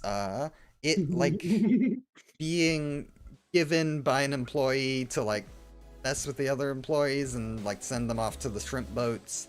It feels a little odd. And there's also just a lot of other little bits of lore. Like, obviously the magical girls have their own... So many abnormalities have their own stories, and with so many of those stories being rooted in the city, it often feels like the abnologues are just that fictional story that just happens to be set within the quote-unquote real world, if that makes sense. I agree wholeheartedly. It just frustrates the hell out of me. Yeah. Because is it not for the reason that, like, that's inherently frustrating. It's that the things that Kim Ji-hoon does decide are actually real. Like, I'm like, no, guys, the gods of the city are metaphors. Like, it's like the abnormality story log. We've already seen the Weavers. It's actually just like a giant seismograph machine. What the fuck do you mean they're real? Why is this the thing that's real? I do hope the so-called gods of the city are weird. I very much do not want normal fucking Poseidon showing up. But I think like the god of the city that is related to the index, I feel like doesn't exist except as a pattern, if that makes sense. And I think that's the best way to keep it, is it is a being built from the information created by all the people of the city going about their day and like the seismic patterns that creates. That's cool as shit. Persona style, born from the collective unconscious. Born from the collective unconscious, but also just of patterns and of logic. The other way they could do it, though, is if it's like, hey, I'm the devil from the Bible. Yeah. I am interested to see how hell works. I was hoping we'd get more of that in this Canto, and there's still time, but yeah. overall, I'm very... can't- Yeah, go ahead. We can't get more hell until Kim Ji-hoon finalizes the Hasbin Hotel X Oh my god. Limbus Company Oh my God. crossover for next Don't year. even joke. Okay. But yes, yes. Yeah, you seem to be good, Cinna.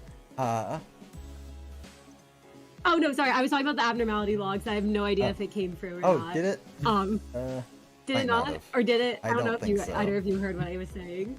It might not have, but either way, I think, yeah. Yeah. Go ahead if you had something to add. Oh no. I was just saying I was also a big truther of like back when I played LobCorp of the abnormality logs being real, and I was really disappointed for a long while at them not being real, and just being made up. But I genuinely do think there being multiple copies is the only thing that makes sense given all we've seen.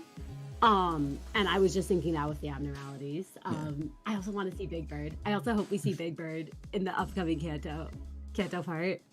Hohenheim bringing the birds to the House of Spiders like, I'm losing? Nah, we're losing. Yeah. But, Yes, yeah, we'll let you very actually get back to your night. yeah, very excited for part 9. I very much think this could be a Canto 5 situation where, like, more than half of what's actually really interesting in the Canto is in part 3. Because if you remember, Canto 5, like, 90% of what people remember is part 3. That's Really? true. Really? Well, 'Cause 9%? Yeah, I was gonna say. Yeah, Carter's I was the gonna other say, 10%. I forgot that Canto 5 existed. I thought Canto 6 was Canto 5 for a minute there, so no, I actually do agree. Honestly, the only thing from Canto 6 I remember before the ending was, calm down, Heathcliff. Actually, fuck you. Shut up, Linton. I'll kill you. Calm down, Heathcliff. Where are your friends? I love that but- video. Yeah, I am very excited, and we have 23 hours to prepare ourselves. So let's all head out for the night. I need to get some food. I am starving. Everyone Yummy. have a very good night. Sleep tight. We'll see you very soon. Bye-bye. Bye. Seeing all of you. Bye. Bye. Alright, end stream button has been pressed. Wahoo! Alright, thank you. Sorry I was so Wahoo. late, guys. Yep.